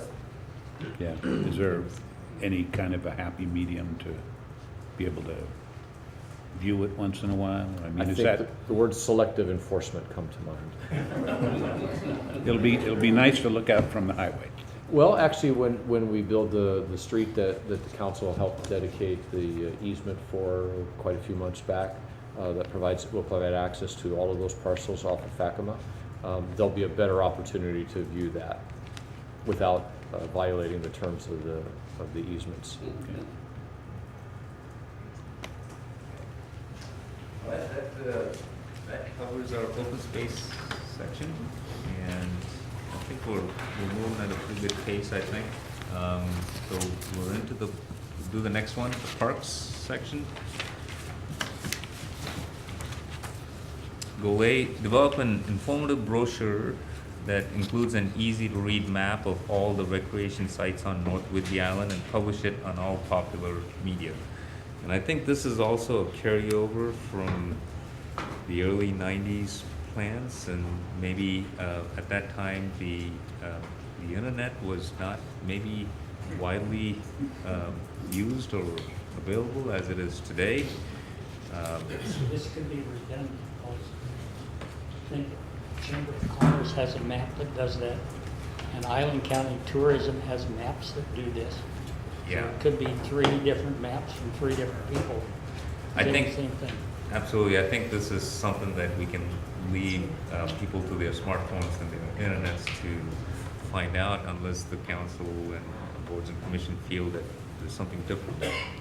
Now, I do think that it would be helpful if, when somebody goes to the city website, they were able to find city resources. And right now, the city website is not easily navigated to find things like little pocket parks or hidden trails that not everybody knows about. So, you know, when you talk about publishing things, we publish things to the internet.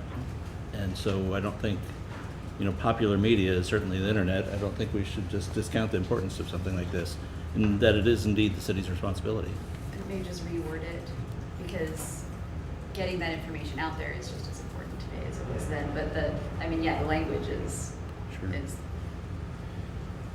I could add, Kat, just based on phone calls we get in, there is a lot of inquiries. Is there a map? Is there something I Right. can get from the city that identifies trails and parks? We get those quite often. okay, so And at this reword point, I'm not sure where to send it. reword it to still find a way to provide this information on, available. Maybe scratch the informative brochure part. Yeah, website or, Just,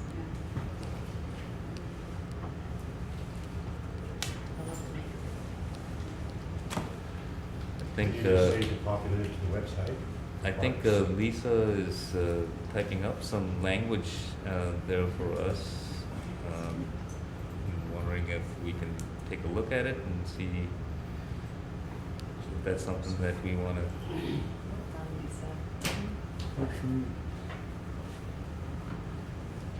do we need to add though the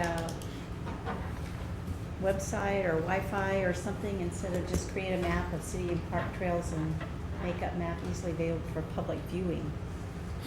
Public viewing, if we do internet, or I don't know what the correct phrases are. And post to website. Post to website or something? But is that gonna, when we, 8 years from now, when we look back on this, is it gonna seem like as much of a relic as the developing the brochure is? Then they Should can we change change- the words. Right, then they can change. the Yeah, words. we took out brochure, we There we added go. website, I like so it. in 8 years, they can update Do it. we need to talk about the medium, or just that we're going to develop Yeah. a reference place for citizens to go? Yeah. I That's mean, specific. it We could don't be, wanna talk about the in medium. 6 or 8 years, we may want to develop an application that maybe people can, use on it. So it could be a different thing, so it's okay to change that, absolutely. Oak Harbor City Trail app, Yeah, there you go. So, they can do that in 8 years. So is that okay? For about an Yeah. hour. All right, good thoughts. Okay, let's keep moving. B, post a city parks directory map at Windjammer Park that graphically incorporates key city landmarks. This is also something that may have come from the same idea of trying to share information, and I think there was some ideas and thoughts in the Windjammer marketing plan as well, maybe. The original Windjammer plan certainly included the concept of kiosks and interpretive signage through Windjammer as well as the broader waterfront area. And so we used that as the jumping off point when we put the informational kiosk at the Scenic Heights trailhead. So that was sort of the basis by which you saw that kiosk arise. And I mean, so some of this helps us with the Scenic Heights trailhead has that kiosk. We're also working with the kiosk at VFW Park, similar style. And all of these kiosks will have information on the city parks and resources, where the downtown is, where city art is. I think graphically, Hank and I are working with the artists to try and come up with these panels for the kiosk design. So we are working, and the idea is to have more kiosks at Windjammer Park and follow suit. And maybe, I know the Scenic Heights one has some of the Native American history in it, and I think as the kiosks move towards the marina, the idea is to go more towards the Navy history and so on. And so, it's falling nicely that the Pioneer Way section has that walk of honor and has all that, the Navy and the military support. So from a timeline standpoint, that seems to kind of flow, and so we have opportunities to have kiosks in Windjammer Park. They'll fill in the gaps with more community stories and historical facts. Any thoughts, additional thoughts on that? Okay. C, construct a concert performance arts pavilion at Windjammer Park. And I think we have some ideas included in the Windjammer Park improvement plan to do this. So leave it in there as something that's being pursued. D, provide additional public RV spaces in or around Windjammer Park. I know this was a big topic of discussion for the council in conjunction with the clean water facility. And I think there have been some actions already taken in order to use that space for more park purposes. So we think that removing it from the park plan is a good idea, but again, any thoughts? Is that okay? There's not gonna be any RV park, so you can't have additional RV space. Yeah, there's that. Pretty That clear. needs to come out. Strike it. Red line. I think that, and this might, actually, I'm looking at the rest of our points, and this might be a little more applicable later, but I still think possibility of having some RV hookups at the marina is worth looking into, even if it's just to see how much it would cost to do that. I think if people could put their RVs there, that it would always be full. So just, even if we just kind of explore the idea. But there's a lot of marina stuff coming up, so we can. Yeah, is that This is something that we Windjammer can, Park, yeah, this yeah. is about the park system, and, the marina is under our recreational facilities, the recreation part of our parks plan. We list that as one of our recreation facilities. Maybe we can kind of talk about it there, or Yep. again, revisit it. Is that, But is it okay here to take it out of the Yep. park system? Yep. My only comment kind of echoes that, was that after the Windham Park Improvement Plan process, that's probably been the number one thing that I've heard from the community, is losing the RV access. So even if it's not in this particular section, I think that needs to be on our radar somewhere within this plan to identify any potential RV access. Would it be appropriate somewhere to encourage private development of an RV park downtown? I mean, we've designated a spot already where it could potentially go. Well, yeah, and that's a good question. I mean, it's one thing for the city to have goals and policies like we're operating an RV park, and it's another thing to support another venture just because we've identified the need there. So, shifting our language to support it puts the responsibility on the community and investors in the community to determine whether that's something that they want to take on and not rely on city funds. I think they will get run differently. A lot of people point to different RV parks that are run. A lot of them are private. They run differently. They have different criteria. They can make rules differently. When you get to an public RV park, you have to run it differently. I think it's different. You can't run it like a private side just because of all the things that come with the public ownership of an RV park. So maybe something to support that in the area, in the downtown core area, would make sense as opposed to providing that service. Just change the language and then move it to the recreation. To the recreation section, maybe. Okay. That makes sense to me. I've had several conversations with RV people because I have an RV, and every time we have a meeting about that subject, I always go down to the RV park and say, what do you think of this? I'm an old retired sailor, folks.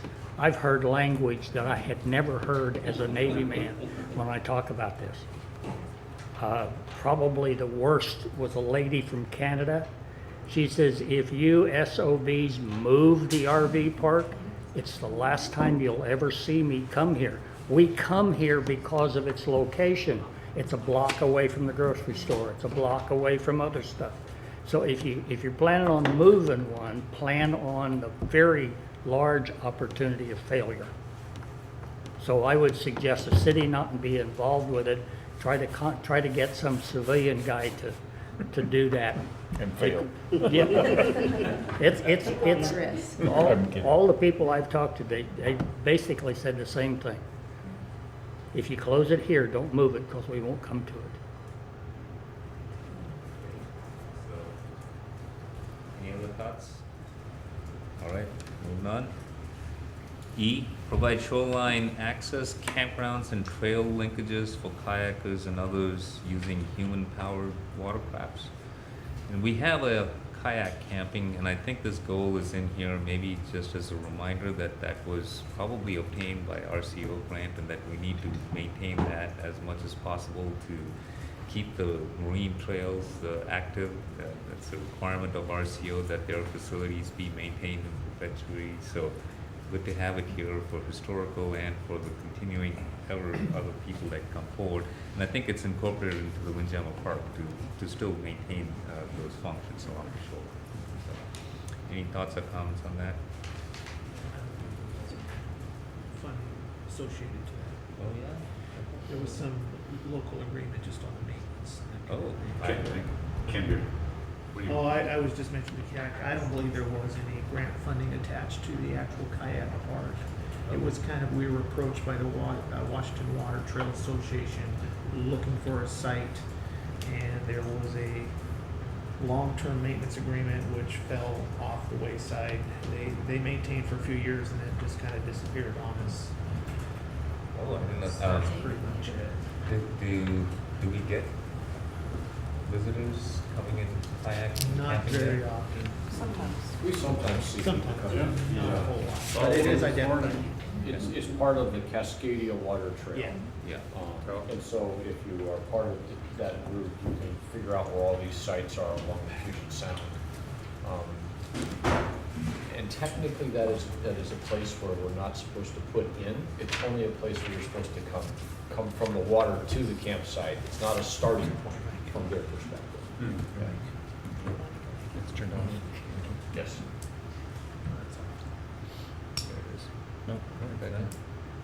Give it a chance. Oh, okay. Thanks. When Hank started talking, I couldn't hear him. I thought I was just talking to Kat. Okay. Any thoughts on that? Any further thoughts? Everything. And something new. F, provide more facilities for large group gatherings and parks. I think we're hoping to accomplish that through some of the improvements we're doing with the clean water facility. Keep that in there to accomplish. G, provide upland facilities at Flintstone Park that will support the municipal pier project. And this is something, again, there have been past actions by the city council when there were some grants and some design that was done for improvements along Flintstone that didn't actually make it. Atarsa, should we remove this because it's not valid anymore? But what are any thoughts and comments on that? So, do we own that cement piling that's out there? I think it's in our tidelands. The city, does anybody know the answer to that? It's underwater part of the time, but it's. The one that's Not part of quite. the I'm cement sorry? block? Not quite, but almost. The big cement block or just all of it? Huh? The big cement block or Yeah. just the pipe, the? It's part of the pier that was there that burned in 1965, and if you take it away, then you can't be grandfathered in for putting in another pier, so you've gotta leave that stuff. Yeah, my question is that in our Yeah. tidelands that we own? I don't know the extent of the tideland area there. It's a fairly significant size piece that we own. And that is, yeah, well, I think, I do probably, it'd be average mean high down to average low. So average low, or it's average extreme low, low. So I think we probably do. Okay. But I think CAC's suggestion here is a good one. This is sort of the last vestige of the municipal pier project that I can think of in our adopted plans and policies. And with the non-approval of the shoreline permit, which was necessary for that upland structure, it would seem like we've made a policy choice that we're not going to pursue that. And so getting this out of here would clean up the plan a little bit. But what happens with our discussion with DNR at one meeting, I remember, and technically we could pick up our piers and move them to downtown because we own that. It would need dredging, but that was one of the threats. If we also have the title to where the marina is, but I guess we're paying upland prices to DNR. But that was one of the things. Well, then fine. You can take it and we're going to take our marina And go home. and just move it. I mean, no, I No. mean, but it's serious because Yeah. we own that property downtown. So is there wording that we need to change to, I mean, that kind of has been on a back burner if all else fails. To Work on me, moving the marina or these are something, two really so- different projects. Okay. But maybe it's just my historical viewpoint, which is when we say the municipal pier project, that was a definite thing. Right. With a design and a cost and different types of uses. That's different than if we were ever to take action to try to move the actual marina to that particular location. Are you thinking that somehow changing this would help support the idea of moving the marina if we needed to do that? I don't know. I don't want to limit ourselves. Okay. And recently traveling south to Comanauer Bridges and all those places, Kitsap has their own transit. It's a walk aboard water ferry. And I know that we had checked with the mosquito treat way back when that if we had a municipal pier downtown, the Mosquito Fleet, I think it was called, wanted to bring in walk-aboard ferries to take you from there to Langley to Mukilteo or Edmonds, or, you know, there was an area that they could use. So, and that would be from that upland. So I just want to make sure that we haven't boxed ourselves in, or we can't add it later. Is there something that we need to have in verbiage to be sure? If we had a walk-aboard ferry, then Corps of Engineers have to be certain that certain things are dredged. We're not paying for it. I mean, It has to be in So I who's would- to say that that isn't a possibility? It almost was a possibility at one time, but I'm throwing it out. Sure. It's a life ring. What do we need to say besides just striking it and having nothing? I would then drop municipal pier project Okay. and generalize it in some fashion to just refer to boating facilities. And, Okay. you know, we have our, what do we call that, our mini harbor there. Yes. So support our mini harbor and any future extended Sure, use. minutes are Yeah. activity. So maybe Here's not a bad idea. should we consider a statement in the recreation section where the marina is in terms of, you know, exploring, continue to explore options of, you know, moving, accommodating the marina by Flintstone Park or the downtown area. So scratch this and then just move the statement to the, The okay? marina, It makes marina side more of it. sense. Sure, Because makes it's more more sense. of Have a it in marina parks. thing. Yeah. That sound good? I had a marina tenant suggest to me that we should paint on that cement thing, "Welcome to Oak Harbor," for the boats that are coming in. Just thought I'd tell you. I've had several ideas. Somebody came to the Arts Commission, I think, or maybe at the Driftwood Day and said we should make that into like a submarine. Okay, top. might have been the same guy, was it a guy? I didn't talk about the submarine, but he said, "Welcome to Oak Harbor." It'd have to be a dry day, but it would kind of interesting. Well, you could walk out. Paint it real fast, you get to walk back. You take Quick, too quick long. drying paint. Art, you can never do anything with it. Oh. All right, so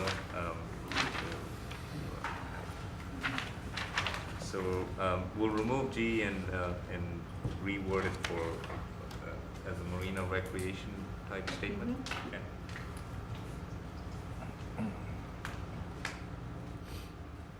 All right, H. Prepare a concessionaire policy and related ordinance for the city shoreline and community parks. I think this was has been accomplished. We've had some vendors out at the marina that have used the regulations and continue to do so. So this is something that we can pretty much take out. Any Comment thoughts? on that? I Yeah. don't think that what we've done, it says it's accomplished, but I don't think this goes nearly far enough. Oh, okay. I, for one, would like to see all kinds of activity in the parks, whether it's the, you know, ice cream guy or musicians or buskers or just all kinds of activity. Little vendors, not necessarily something that needs to, you know, you put out the proposal and get your responses and go through that whole process to open something that is semi-permanent, but I mean, you could just come in and get a busker's license that's good for a year for a certain amount of time, and then you're allowed to go to the park and set up your little, you know, whatever little balloon animal stand or just something that could just be done on a really general basis. So that might not be the same thing as a concessionaire policy, but I would like to see us explore this much further than we have. So we have policy and regulations, so that allowing them to exist, the environment to allow them to exist has been created. Now it's the making the environment itself friendly so that more of them will do it is a different policy, because we can write all the rules and regulations we want, but we can't make it happen. So Right, but right now you can't do that. Yeah. It's not a reality. Oh, okay. It's, you can't. If you have a little hot dog cart, you can't go park it on the trail at Windjammer and be there without, there's no procedure in place to get a little license to do that, from what I understand. So if somebody's selling seashells, whatever, bracelets. Right. Like you get off the ferry in Port Townsend and hang a right, and there's all kinds of little stuff. I mean, that's kind of a bigger example, but if you're in Windjammer now, or your kids are playing at the lagoon, where are you going to get a beverage or something? I mean, there's nothing. Could you just add encourage? Encourage, but there still has to be a mechanism in place for it to be possible. Because sure, you could go set up down there, but it wouldn't be legal or permissible. So is that on the city property in Port Townsend, you think? And, city I don't know. It's just Yeah, it'd be worth. because yeah, there's all those little Worth looking at. yeah. Well, it's not the first time that anybody's looked into this either. I mean, just in our near neighbors, Anacortes has some small semi-permanent buildings at the port. Businesses can rent those for month to month or long-term seasonal. You could rent Yeah, a bicycle in or place. Yeah. something along those lines. You know, some sort of a semi-permanent, or like she says, an access. The way that you would go about setting up your business if you were mobile. Think about Victoria, BC, where they have street performers and vendors, and you walk down any promenade in any major city, and there are areas where people are licensed to sell their crafts or whatever they would like to do. And if we're building Windjammer Park and doing those things, why not incorporate that? I think that's Or that at least element is missing. the thinking. Yeah, and I don't think that would be that hard to accomplish.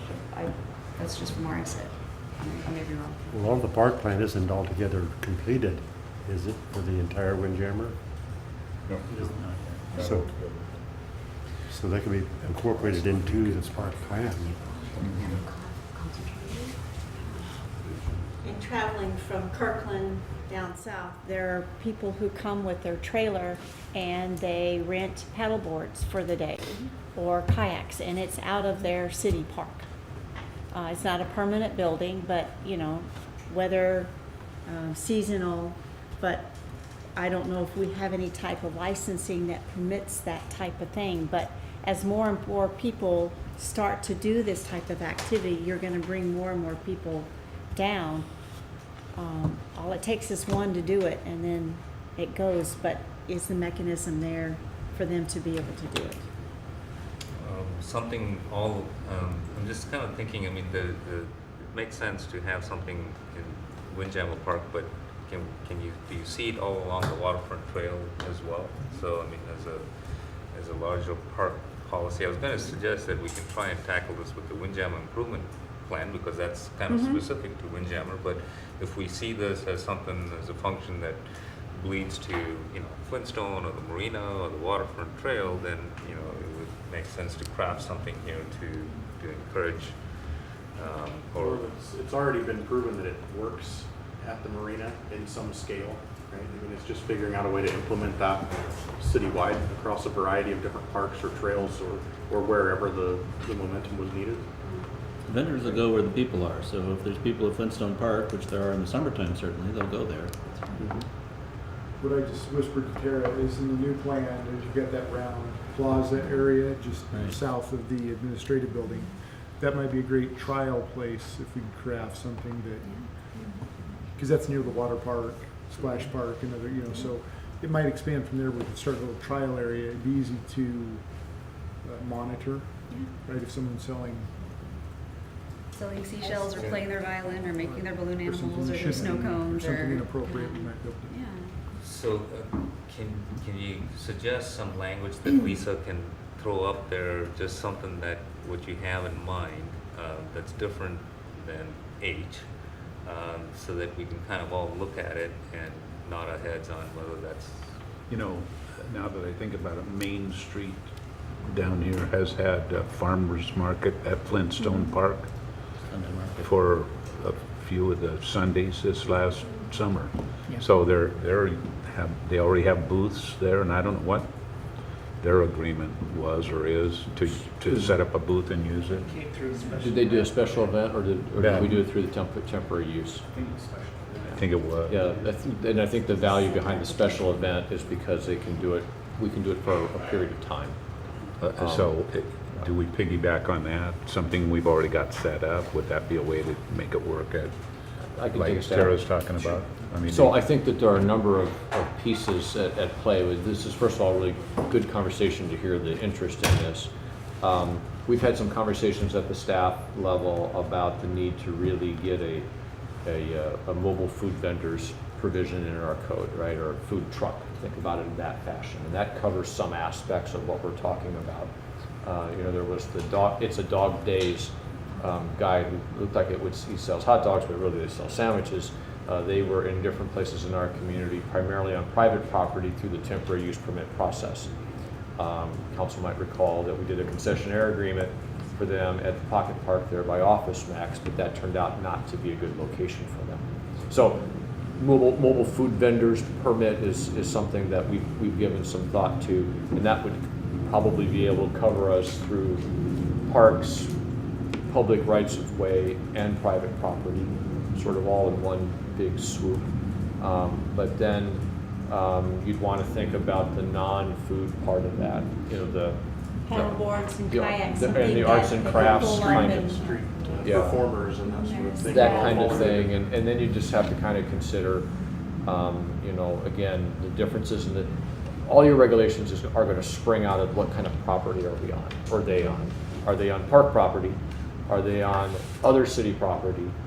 Or are they on private property? And once you figure out which piece of property you're on, then you can figure out which rules to apply. I just pulled up the Pike Place Market to become a busker, which is just a street performer. You pay $30 for a permit. It lasts 1 year, and then it expires, and you can play your instrument and or whatever. I think they have music notes marking the specific places where you're allowed to be. I don't know how specific we want to be, but annual permit $30, and it even says, due to the historic nature of the market, horns, percussion, and amplifiers are not permitted. So we could get into the weeds on this as specifically as we want to, but I'm thinking something as simple as that, just an annual permit. And there are a couple of things we're doing right now. We actually have a draft drawn up. It's rewriting our peddler code, and there's sections in there where we've had a pretty onerous process for someone to go through that would include, say, the Kirby vacuum cleaner and the different people that come around. But there are sections that we can put in there to maybe update that would include some of these conversations like that. And then I was trying to remember too, at the marina, Steve, we had, I don't remember if that was a concession agreement we had, where we had people providing different services at the marina for a specified period of time. Yeah, we used the concessionaire agreement. It's how we use in there. We identified a location where they were going to set up their food stand,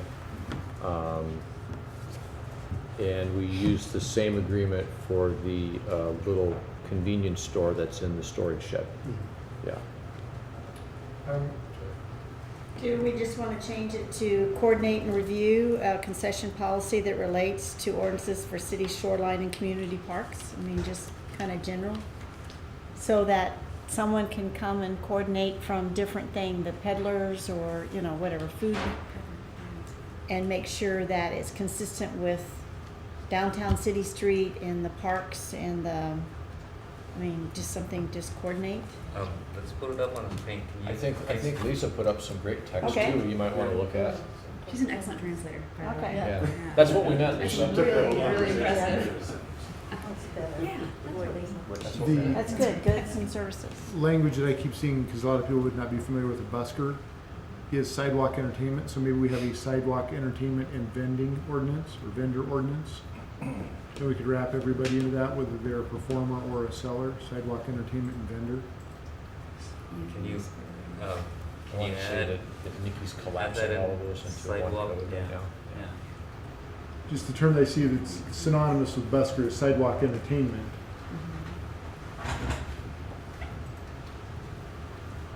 They may not be a musician, they may be a balloon artist or juggling, who knows. And vendors. Yeah. Provide goods and services. Okay. That okay? All right. Cool. Good thoughts. Shall we move on? All right.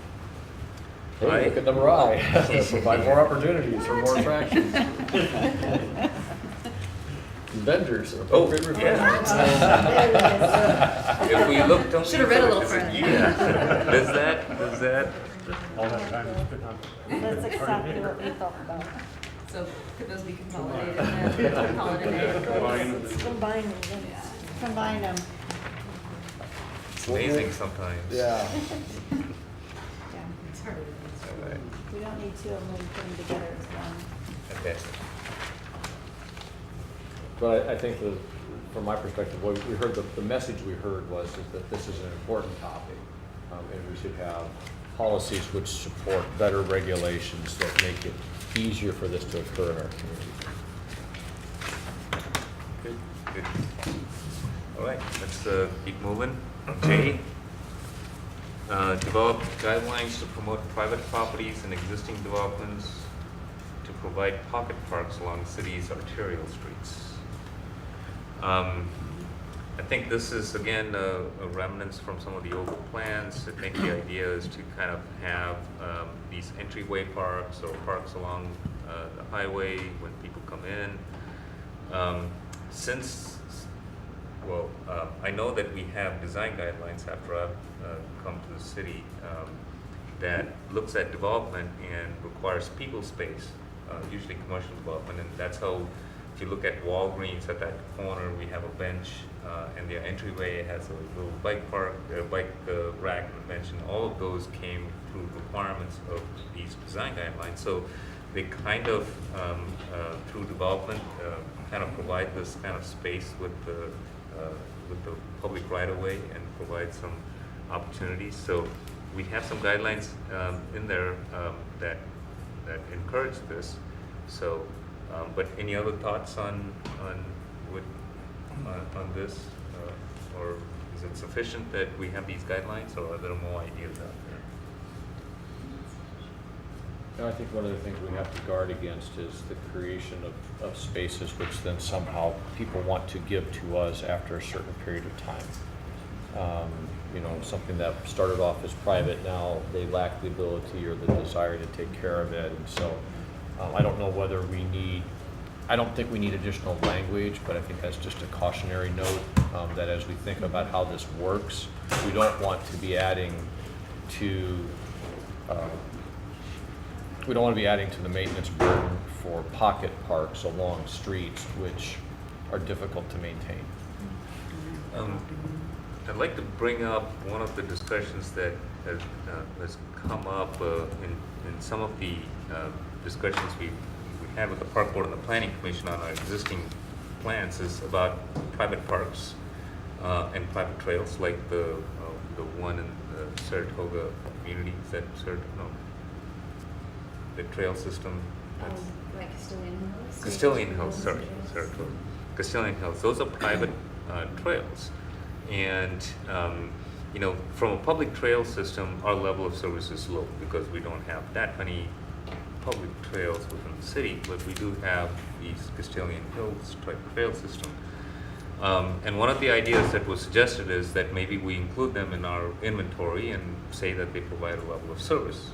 It's one way to say yes, that they do provide a service and they satisfy a certain population, but in doing so is the other edge of the sword down the line when we're starting to count these as something that the public is benefiting, even though the public is not maintaining.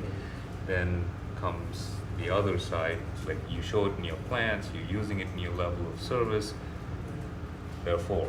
The minute we acknowledge them, we run the risk of adopting them. That's correct. And so far, until the plans we have to date, we have not included private parks and trails, primarily so that we can keep them private and keep them doing what they do. So I just want to bring that up as something. If there's a difference in viewpoint, we can consider that in our level of service. But then we may also want to acknowledge that these things could then later on say, be asked to be transferred to public ownership, and that could be a bigger burden if that happens. And it's more difficult to take them out at that time. So it's better to do that preventive mechanism and understand that going in. So that's something that came up, but I just wanted to make sure we. It's an important part because there are a lot of private park, and there's a high maintenance factor that we as property owners in the development have to maintain those areas. And if we put it out there as a public area and it starts being used and no one knows who these people, in fact, we've got signs saying that must be parents there. Okay, that it's kind of a double-edged sword. Yeah, what do the signs say? You have signs, did you say? Do they say private? Mm-hmm. Yeah. So I would. Well, and it encourages the parents to be there to kind of oversee. Oh, okay. So that we don't have, not necessarily owners of that live there have guests over, they have parties, we encourage that.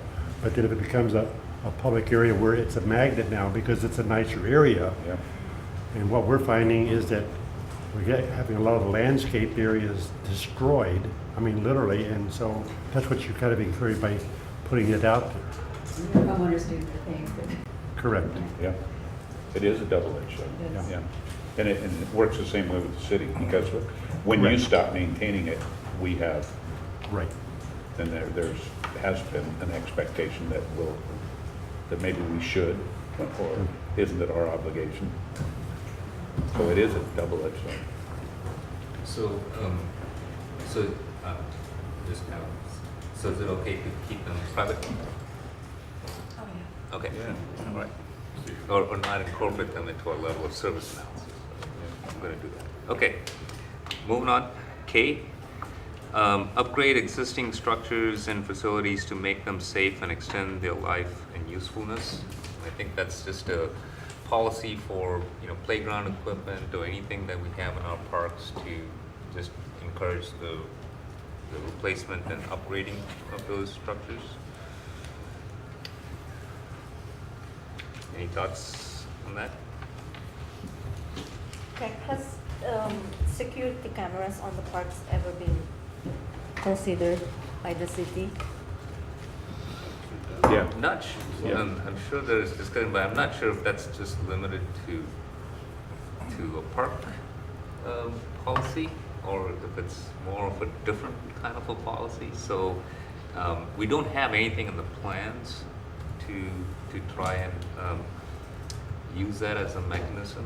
I mean, it's to make them safe is just a overall guidance we have. How we do that is not specified. So, Well, not only to be safe, but to maintain the facilities in its form and to safeguard the facilities. to safeguard the facilities, and not only just the public, but the facilities itself from graffitis and vandalism. So has it been considered? We Okay. actually have money budgeted for surveillance camera upgrades, and we've reached out to some vendors. We are right now accepting bids to add additional cameras at Volunteer Park. That's going to cover the entire park, not only the skate park. Upgrade Flintstone Park, bring one in up by Howard Maley Park, and then do a few additions also at Windjammer. So we are working on those locations right now.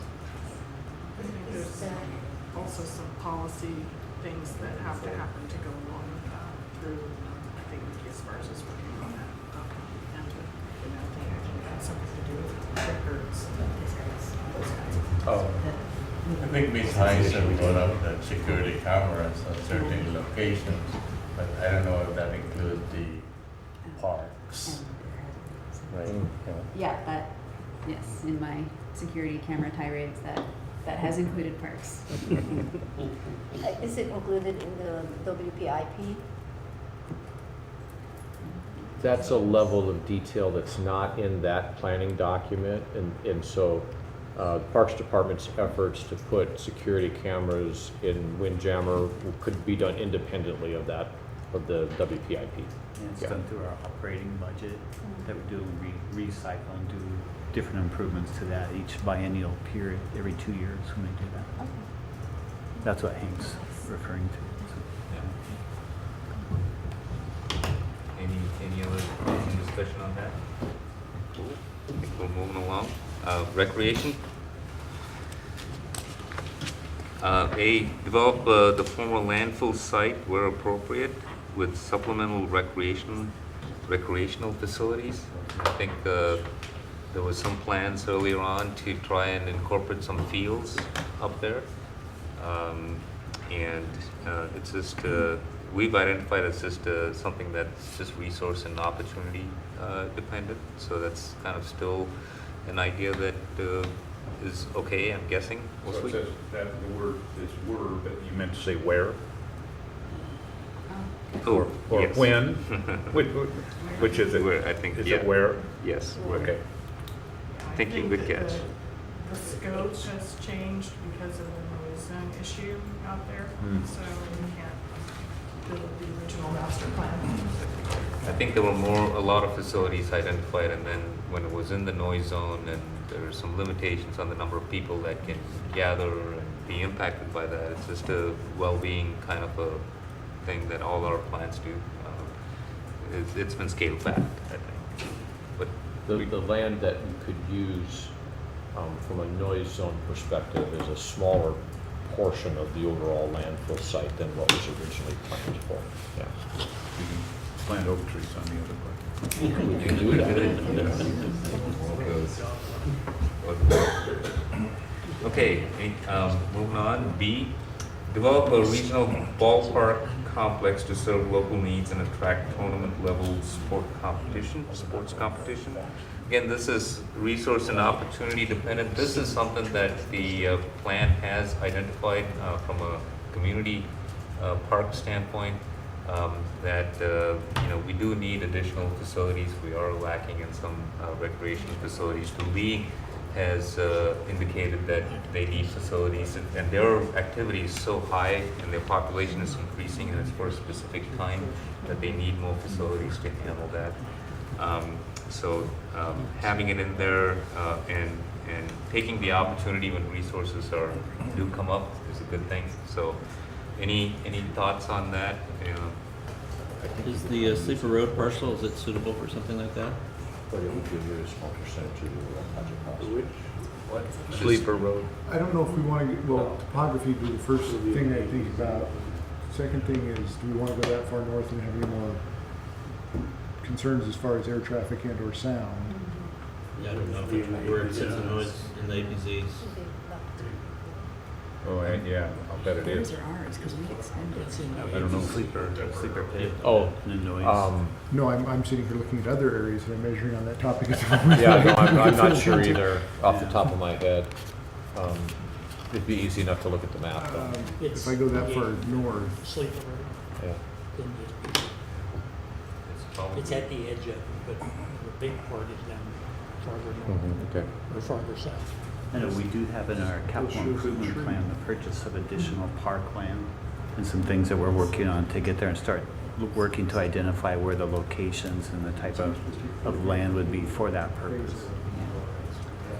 So I don't have this section with us, but in tier 2, where we do the level of service, we have the level of service for community parks as a mile radius, because community parks serve a larger area of the community. And so if we take our community parks and draw a mile radius, we cover most of the city except for the northwest part of the city. We don't have that many large parks with recreation facilities. So that area is definitely high on the list to locate a regional park in that general direction. So if we can find properties large enough to accommodate that, that would be a great thing to look in that area. So, all right. Any other thoughts, questions on that? All right. Moving on to C. Assist in developing programs to utilize existing facilities within the city to provide recreational opportunities for all ages. So you might be wondering why part of that says accomplished, and one of the things that Mary Anderson accomplished at the senior center was to get the agreement for the pickleball inside of the Christian school. And so that's the kind of thing that I think is envisioned by this policy, and that was That's why we put accomplished on one portion of it. But obviously, those things would be ongoing as you look at other opportunities, or so that's the kind of thing that was envisioned. Any other thoughts? Keep moving.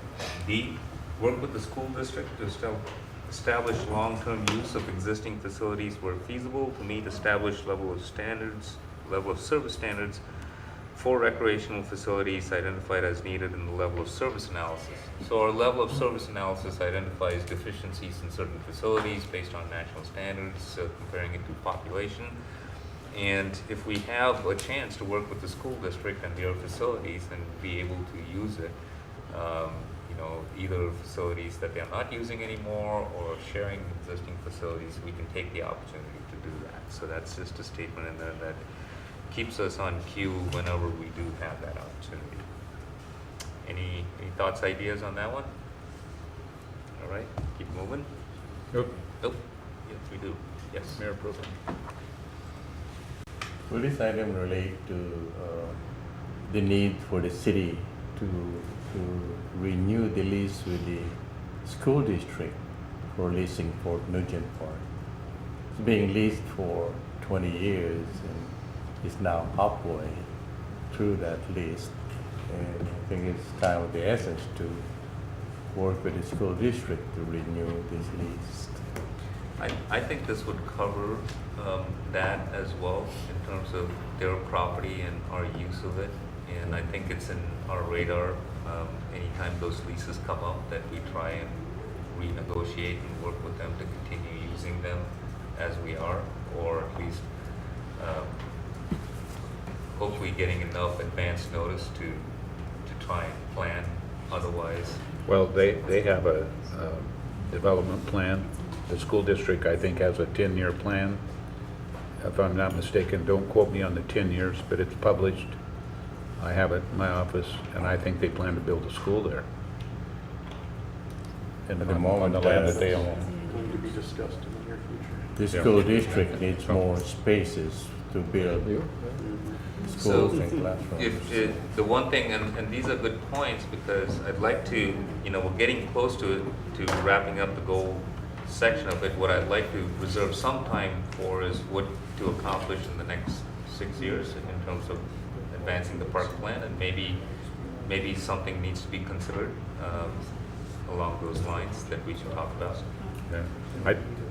I think we may have noticed that they already Yeah, okay. through that plan, but Okay. I don't know that it certainly hasn't been finalized.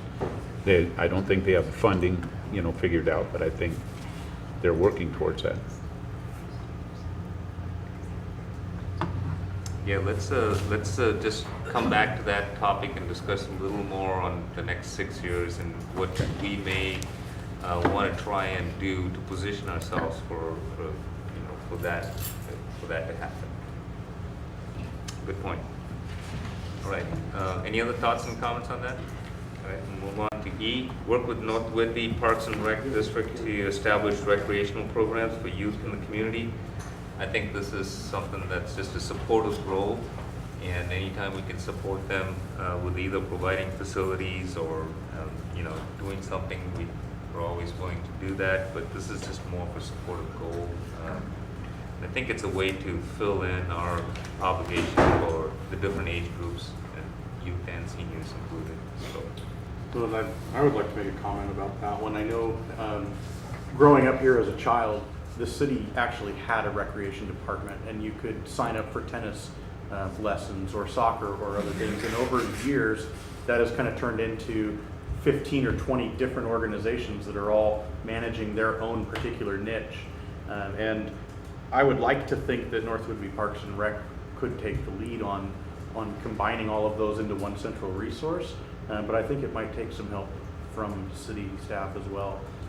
To have one place where somebody coming into this town with young kids can find various different recreational opportunities that are located here, rather than having to source 25 different organizations to figure out what they want to put their kids in.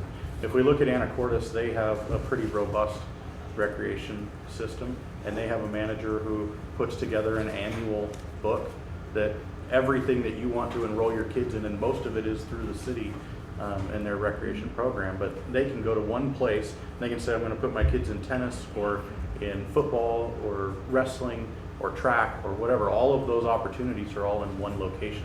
I don't think we need to create a book, but I think we should work a little bit harder with all of those organizations and with North Whitby Parks and have one central place to find all those opportunities. And it doesn't have to be just youth sports. Yeah, I don't know the history of this, but I lived in cities where that was the case as well, but they did have a separate section to handle programs. It does take resources, staff members to coordinate, run, publicize, take input, change. I mean, but it's a big undertaking.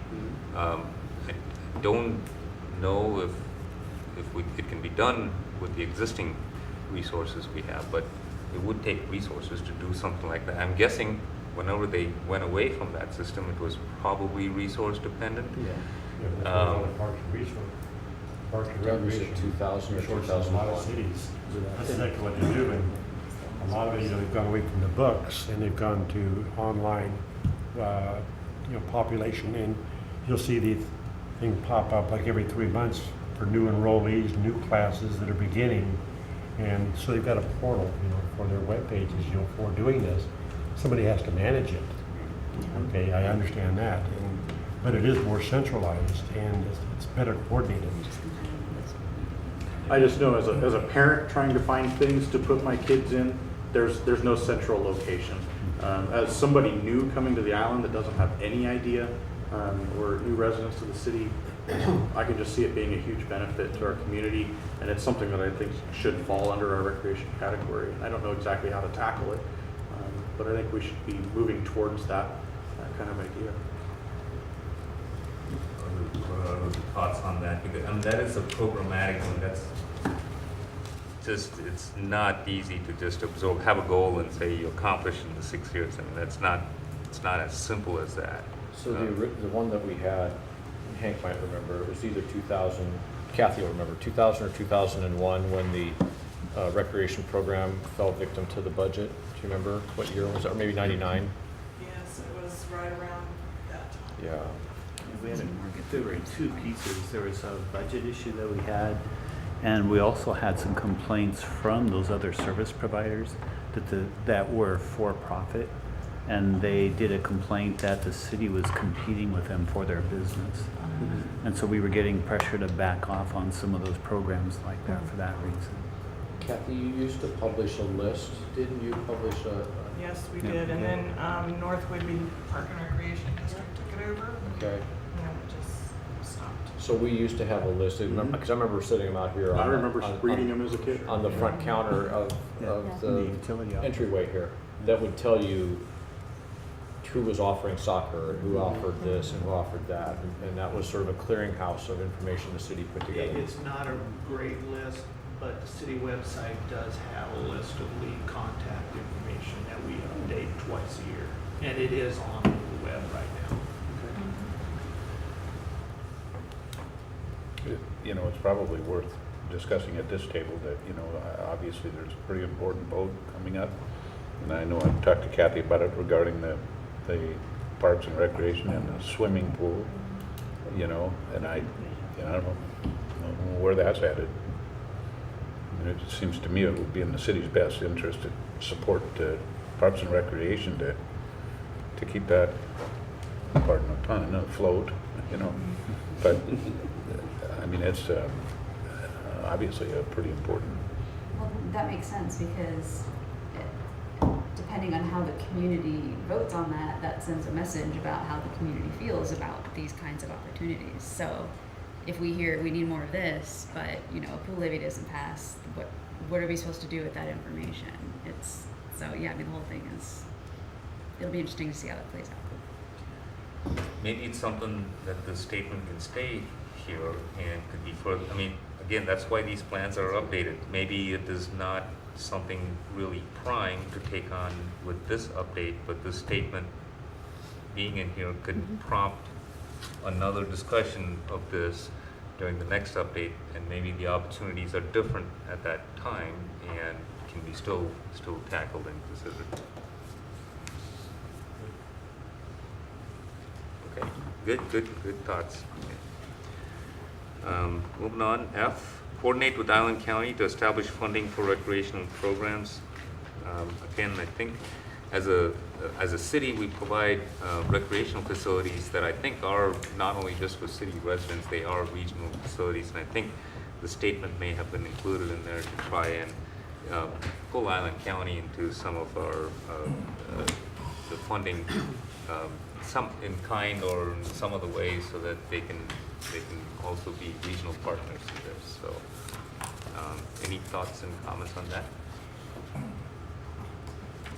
We should add the word facilities to that, so programs and facilities. Oh, recreational program and facilities. Can you add that? There you go. Thank you, Lisa. Is that okay with everybody? Mm-hmm.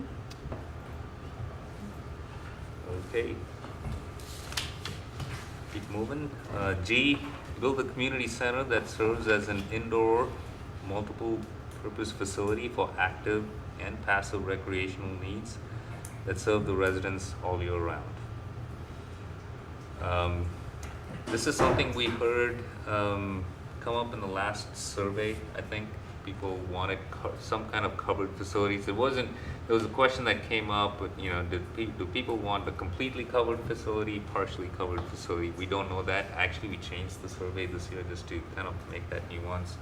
But I think just given the geography of where we are and having the winter months and the longer, colder seasons and so on, it does make sense, but it is resource intensive, and you have to look for opportunities and grants and look at the demand and try and meet it. It's not a bad idea, but it's good to have in the plan, but it's just when you take on something like this, it's really dependent on conditions.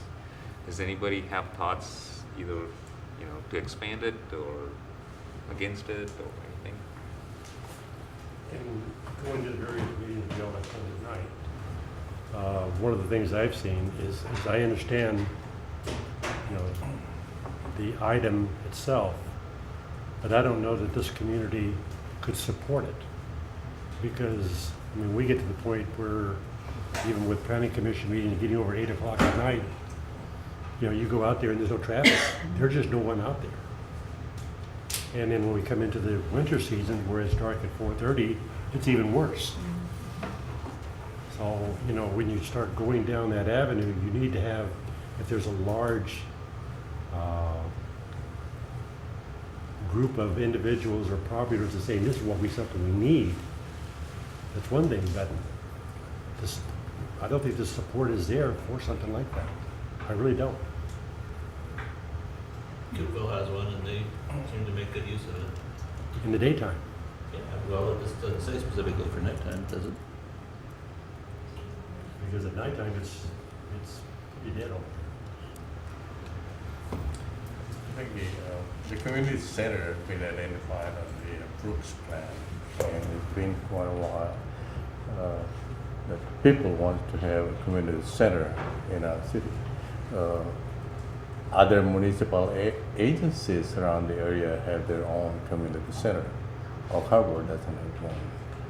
And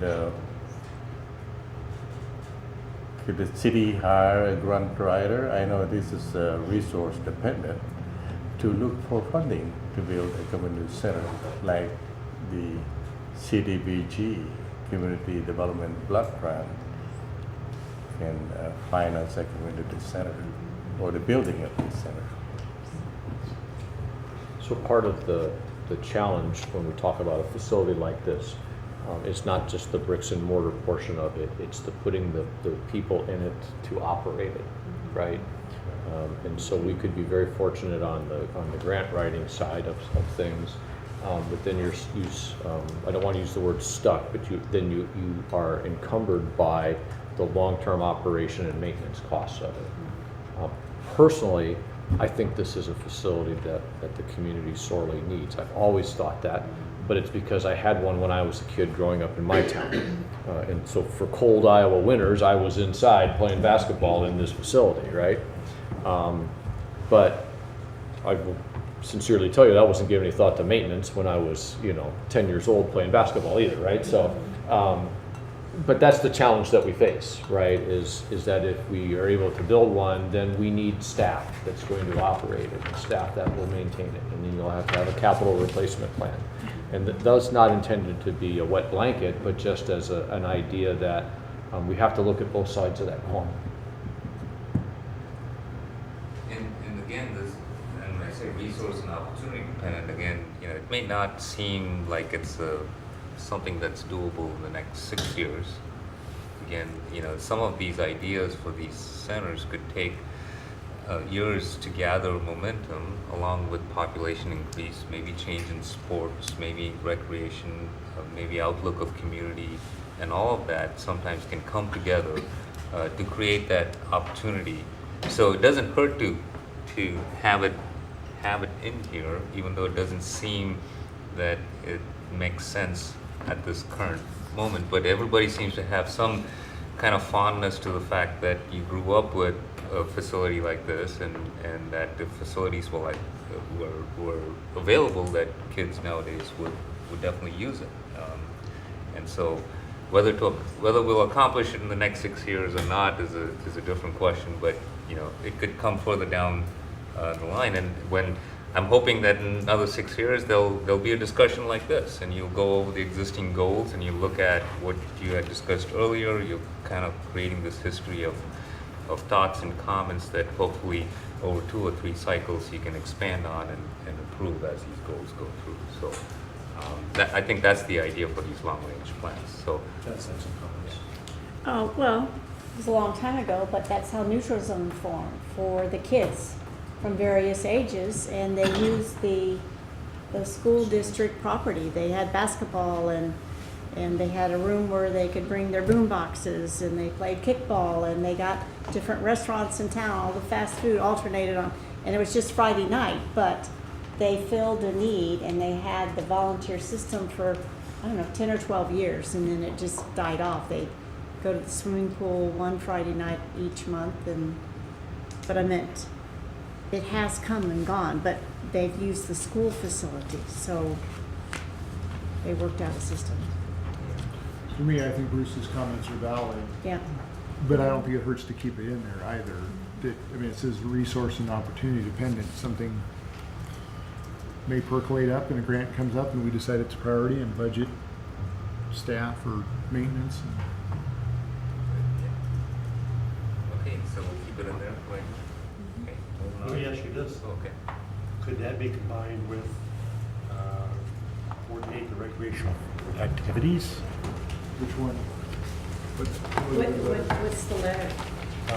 It's actually E and F. Could those 3 be combined?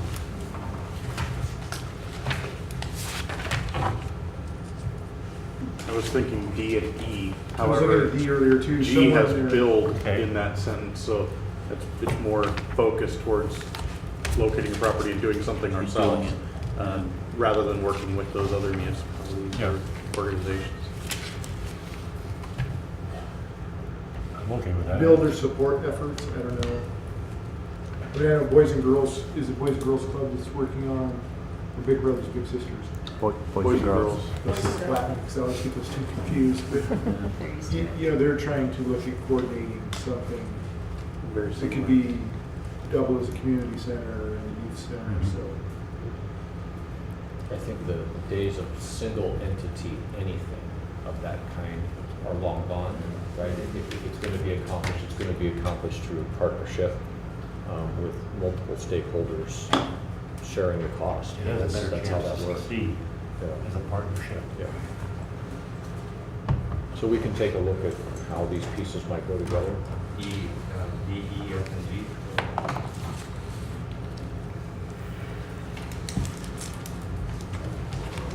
Okay. Okay. Moving on to H, getting into the marina. prepare a marina master plan that analyzes the community's perceptions and demand for marina services, determines market demand for tourism and commercial fishing, determines methods to establish long-term funding, upland development alternatives and timing, and enhance its connections to downtown. Long, they must have crafted it just to make sure that nothing gets left out in that. There have been some plans, upland improvement plans that have been created, and then there's the marina improvement plan that has been created to kind of sequence some of the repairs or some upgrades that the marina is doing. So we've kind of listed those two as documents that support this goal, and probably there'll be more documents or more amendments to these plans as we move forward. So it's not a bad thing to have in there. Is there any thoughts on the statement and things to change, shorten, lengthen? You could almost stop that at the end of tourism period and get rid of the rest of that, because the master plan is going to have the funding, you know, and it's going to have all that.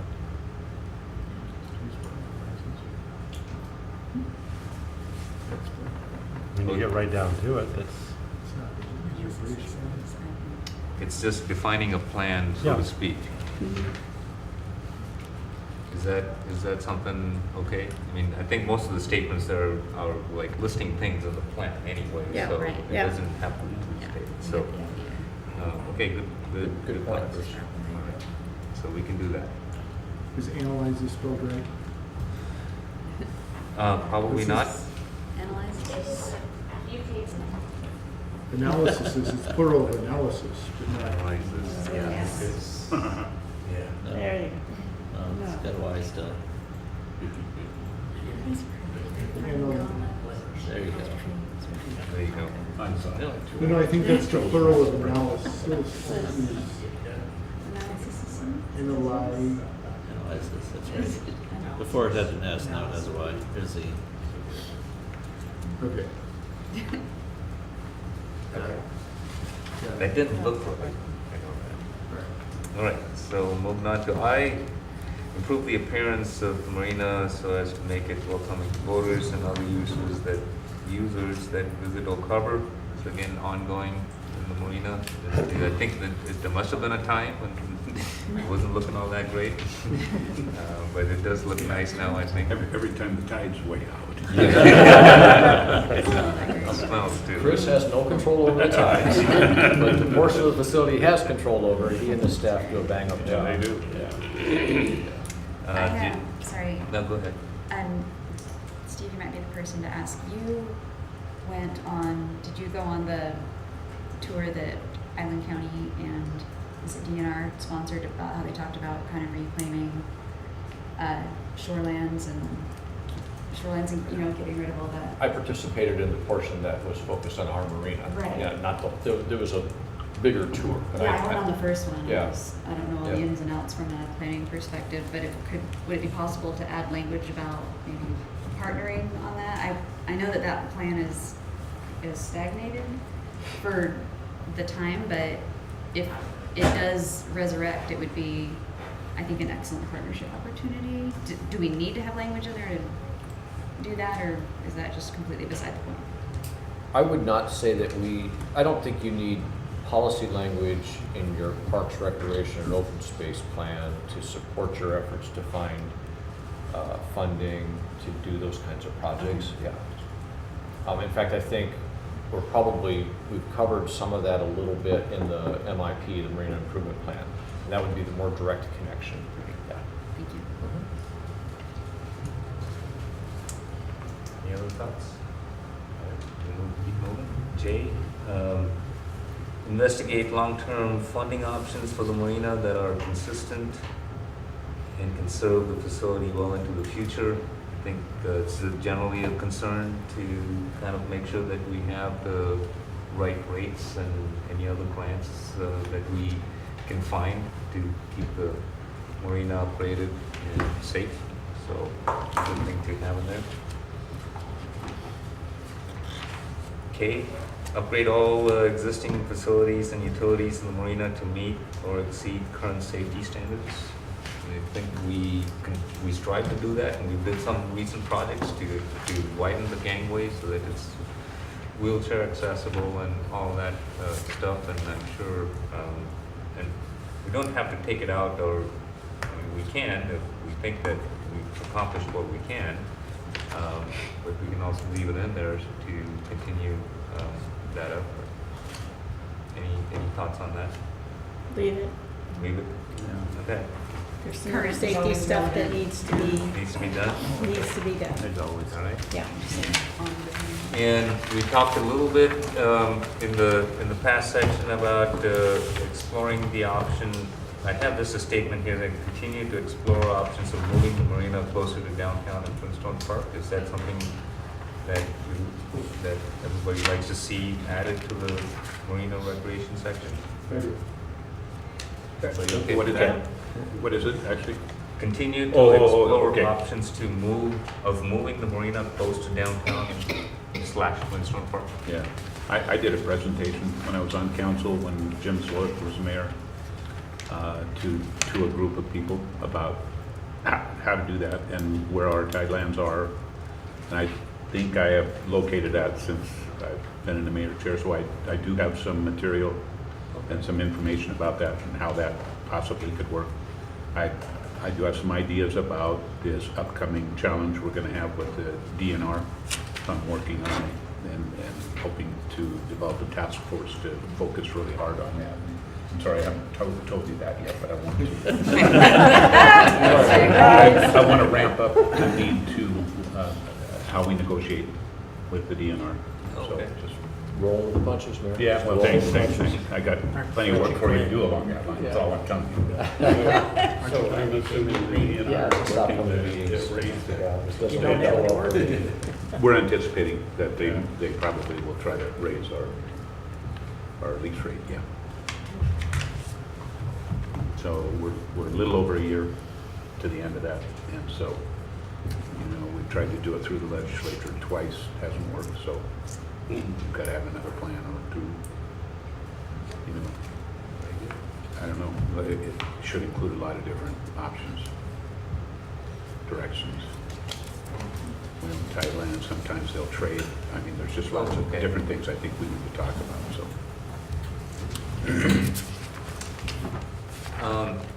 That's a good, we've covered the goals and policy. We have about 15 minutes, and what I'd really like to do is maybe, since we've gone through this, we have general idea of some of the things that are in the plan. What is it that we want to accomplish in the next 6 years? Heck, there were 3 on the back of that Oh, last I page. missed something. 3 more. Oh, okay. Let's go through these general goal statements. Explore options to increase the revenue for parks, recreation trails, and open space projects. I think funding is always an issue. If we have an opportunity to do that, we're not specifically saying how it should be done, but maybe having that option open to consider is a good thing. So, any thoughts? What are the sources of funding for this except park impact fee? General fund? Mostly general fund. Yeah, general fund and grants are the main 2 areas for park acquisitions. So if we want some dedicated funds for certain things, then, we need to find an approach to doing that. But right now, we just have the impact fees for the development and then the general fund. When we use the term general fund, are we including REIT under that, or do you put REIT in a separate category? REIT's a separate category. Yeah, and I think we can use some REIT. Certain parts of it. Yeah, certain parts of a portion of the REIT. Yeah. I don't know if in 15 minutes we can tackle this, but we've talked for years about this ballpark thing. And at some point, we gotta put our money, council, money where our mouth is as far as the budget and start to plan. It may take 5 years or something, but $100 grand a year, 200 grand a year starts to go a long ways towards 2 million or whatever this thing's gonna cost. So I don't know if we can put it in this bullet point, but at some point,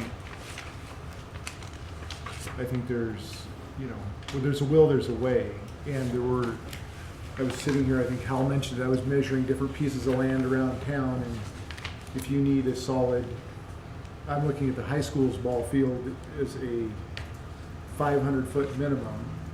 And if we wanted to do a clover leaf, well, we need 1,000 square foot minimum chunk of land. And so there's not a lot of those out there that we need to start paying attention to acquiring that next regional park. And maybe it's not all ball fields, it's something else as well, but Along that same line, one of the comments made was that there's a lease on Fort Nugent Park. And what if the school decides, then we have nothing. And we have nothing right now. It's part of the problem. I made a note under Recreation B, it says develop a regional ballpark complex. Yeah, tournament, yeah. I made a note to assign that to Erica Wassinger since she's not here. I was really nervous for a moment. You saw me look at you. I saw you looking at me. Oh my gosh. One more thing. Well, that's certainly been a comment of hers too, and I think she's the president of the league, right? Yeah, we've actually had a couple of property owners talk to us about their properties that are, one is adjacent to Fort Nugent out there, and another is over by the golf course. It's been a little while, but we probably better start talking more about that. Regional softball tournaments would bring hundreds, if not thousands, of people to the city for days and days and days at a time. It would be a massive revenue stream once everything was in place, but it would take a lot of money to get there. I whispered to Steve earlier about the possibility of using 2% funds, since that would bring people into town. But what did you say? That would cover a very small percentage. I was going to say the down payment maybe, or bonus money. You could maybe use a portion for something, but or zero. people or leverage it for a grant. Yeah. So we did have in tier 2, I think, is where we kind of get into the details of projects, and we did identify in the last plan that the regional ball fields complex is something that was in the current plan, and we can continue to work on that with the next update as well. So we'll definitely list that as one of the projects, and that would include all the little things with the school district, the lease. There's several steps in that. We'll have to figure out how to make sure we have the same facilities that we have at Fort Nugent. That meets the level of service in terms of soccer fields and things like that we currently provide. So if that goes away, what we should do with that. And then we also have this regional baseball deficiency in terms of generally that facility being available. So those two combined can make for a large park that we should start planning for earlier. So we'll definitely have that for the next 6 years. Any other ideas for the next 6 years? The Waterfront Trail project we talked about earlier with the boardwalk, is that something that we can include in the next 6 years as something to pursue? That I see nods around. Define pursue. Is this a wish list, or is this something we actually intend to follow up on in the next 6 years? So the 6 year, we want to come up with a sort of 6 year project plan, just like a capital improvements plan. We plan out projects for 6 years, and then when we get to the 2 year budget, we can look at it and say, can we accomplish this? No, okay, let's push that. So we need something to start off our 6 year planning with. So again, when that opportunity comes every year to look into it, then if it's in the plan and all of a sudden the funds are available, we have a mechanism where we can apply for those funds. But to your point, or to your question, I would suggest that it leans more towards the reality side than to the wish list side, because when you get everything in the kitchen sink on that 6 year list, it's really hard for council and the advisory bodies to think about the priorities. So I would recommend a little more focused approach, which is what we started doing with the tip a few years ago. Kathy will remember we used to have every potential transportation project we could imagine on the annual tip. That was just not reality based. So we went to a much shorter project list, and I think it looked better to the granting agencies that we didn't have a 40 list or 40 project list. I mean, yeah, it would be if we did all the things. I was just going to say, this might be a little bit unpopular, but I think the boardwalk idea is a great one, but I think we might get more impact out of working towards the Northeast 7th. The connection between Crosby, Oak Harbor Road, Northeast 7th, across through to Cucci Park and that area, and make it go along with that redevelopment of the street there. We have a pretty vibrant population using the downtown area. I think the Northeast 7th area is an area that has a lot of people that use it. It's underdeveloped, and I think we'd have a lot more impact there. Whereas we can get by walking on a sidewalk on the waterfront and people still enjoy it. Yes, there could be updates, but there really isn't anywhere to walk or do much recreation in the Northeast 7th area. So I would prefer to see us shift our focus there rather than a boardwalk at this point in time with that on the long-term horizon. Well, and Eric just said something, the 7th Street is occurring, right? You laid out those timelines. That's in the works to happen. On the boardwalk side, what I agree with, and I didn't chime in earlier really, Vicki hadn't brought me a critical cup of coffee, was if one of the reasons we didn't go out on the wastewater treatment plant, or one of the deciding factors for me out to North or Crescent Harbor, whatever we called it, was the going back and forth. If the Navy comes in, is there any need to upgrade that infrastructure to get effluent from them to us? Yes. So if the Navy needs to come in and there's some upgraded infrastructure that runs down Pioneer, coming back to the boardwalk, I'm hard pressed to put actual planks down, but we could see if that made sense, because then you're maintaining that. But you could certainly widen that as that street gets improved and make it look somehow scenic, you know, a real nice wide path out there. And so my energies personally would like to see if 7th, I think it'll happen, and I agree that needs to happen, is to put my, just me, energies behind this regional park and ball fields and work with, in our infrastructure upgrades, if the Navy really wants to come in those lagoons, that access has to come back to us. Not access, that effluent comes back to us, then that might be the boardwalk opportunity right there. Absolutely. I mean, if Pioneer Way is up for reconstruction because of something that's going through, then you're dealing with permits anyway. And now then the question is, you know, is it a road project?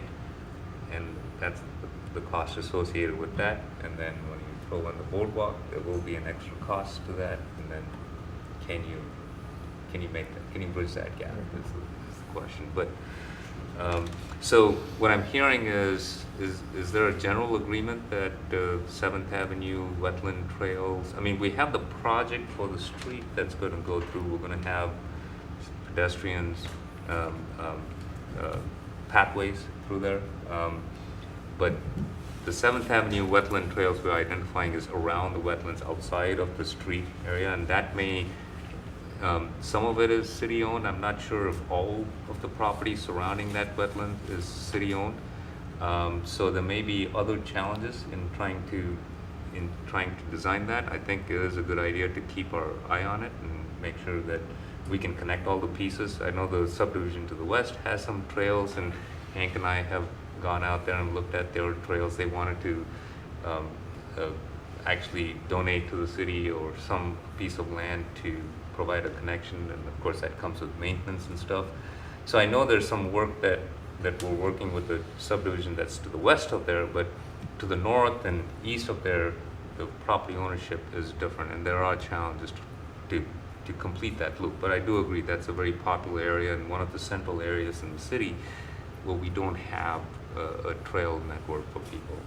So we can have both. I mean, those both are on the 6-year list, and we can have them both, and whichever works the best in terms of opportunity and resource, we can make it match that way.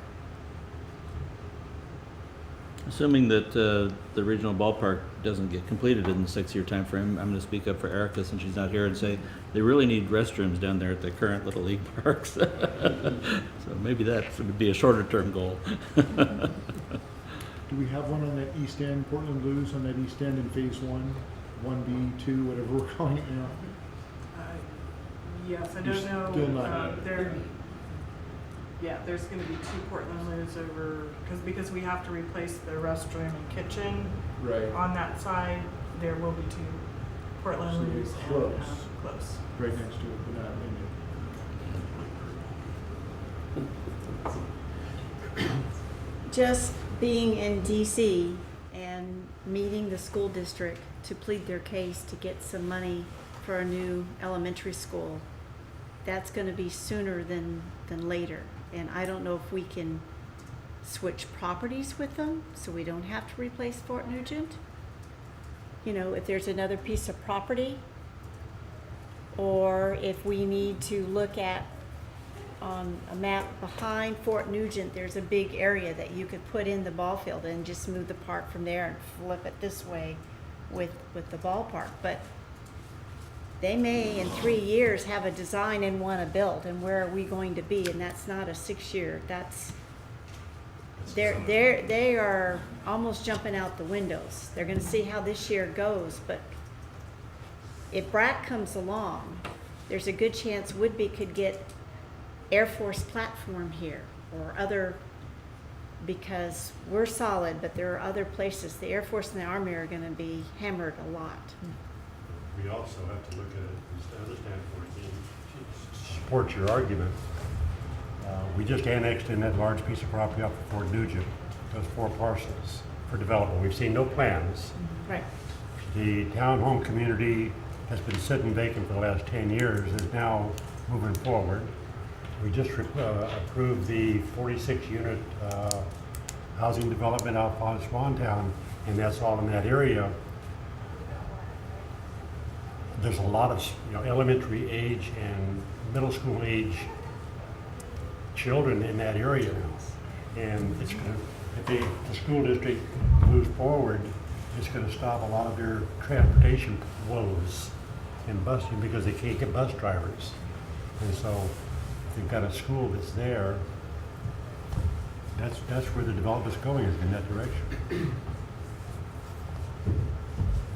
And I would add too, as the community grows, you have more kids, the kids also play in the sports leagues, so the numbers increase in the sports leagues, which hits us, we lose property and we add more kids.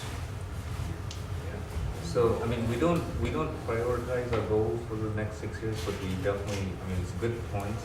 And we can, each of these, the projects that we want to pursue, we have a section in the plan, tier 2 called implementation projects. We list the projects and we kind of list the challenges that the reason why we identify them and why we need to look at them. And so it's just a matter of, it'll get into the plan. It's just a matter of following it up with resources, coming up with the ideas, and putting it on a timeline to move some of these pieces in time for any of that to happen. So those are the details we'll have to just work through. Well said. Yes. That's all right. Yeah. What a coincidence. Yeah. The mayor's giving you the high sign. Thank you all for participating. We've got some great conversations and great thoughts. So as we move forward, we'll bring some of these amendments forward to the different commissions and boards. And it's good to have everybody talking to each other so you all know what's coming forward to you when we come with our plans. So hopefully it will make the process of going through and looking at them far easier. So thank you for the opportunity and thanks for being here. Thank you. Do this sooner than 6 years. Do this like every other year or something. There's too much growth happening.